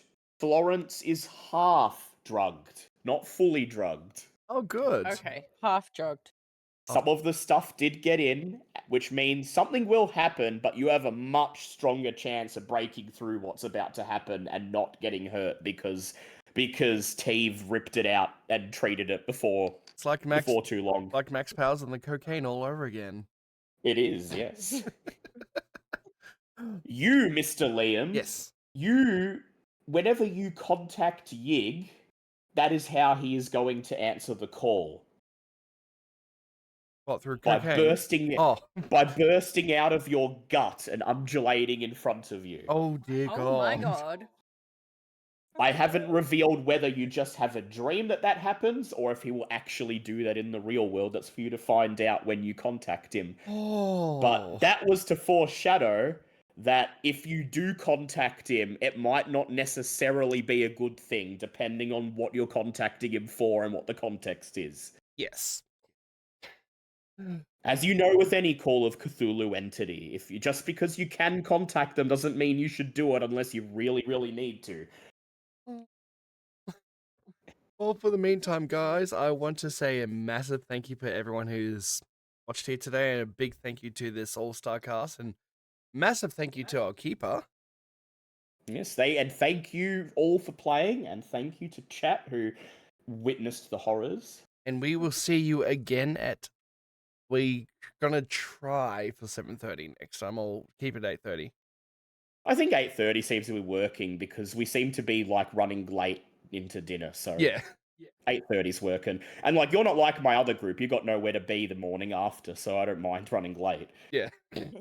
Though next week I might be going to Collector's Market in the morning. Next week we will cap it. We'll like do like we'll like wrap now at the latest. So like don't worry, we're not gonna be like ever playing Call of Cthulhu till like 2 a.m. Like I will wrap before midnight as a hard cap. So yeah. Yeah. All right. Well, I had fun, guys, but I am utterly spent because it's very humid here. It's not hot, it's just very fucking humid. That's why I didn't have my webcam on, because I ain't got no shirt on. It's cooled down a lot, but all right, guys. Everyone in the stream, I want to say thank you, and we will see you again next week at 8:30. We will. Have a good one, my friends. Bye.